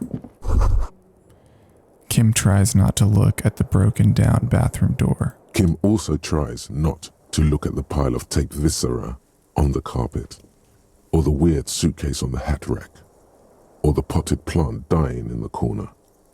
But it's all just too morbid to ignore.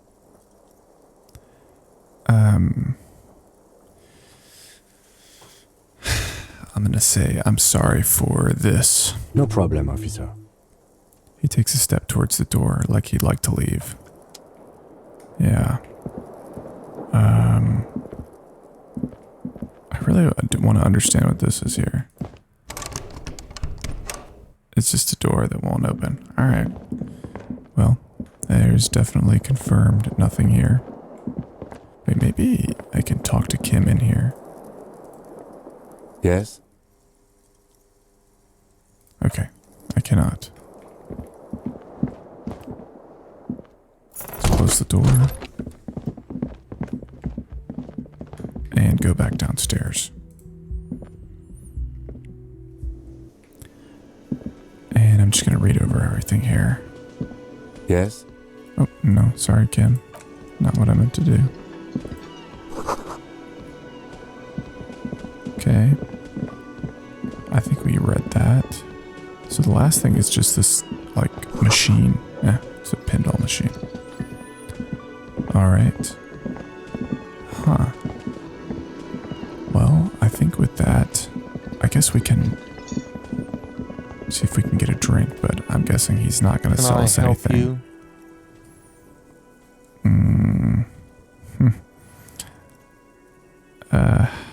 I don't even want to ask him, to be honest. Oh, we've also gained one more thing to explore here. Alright. Okay, we can proudly say we've thoroughly investigated the entire building, at least what we can do. And with that, I think we're going to call it. Next episode, we'll review the cases we started, or the quests we've started, and see where that leads us. Anyways, thank you for watching.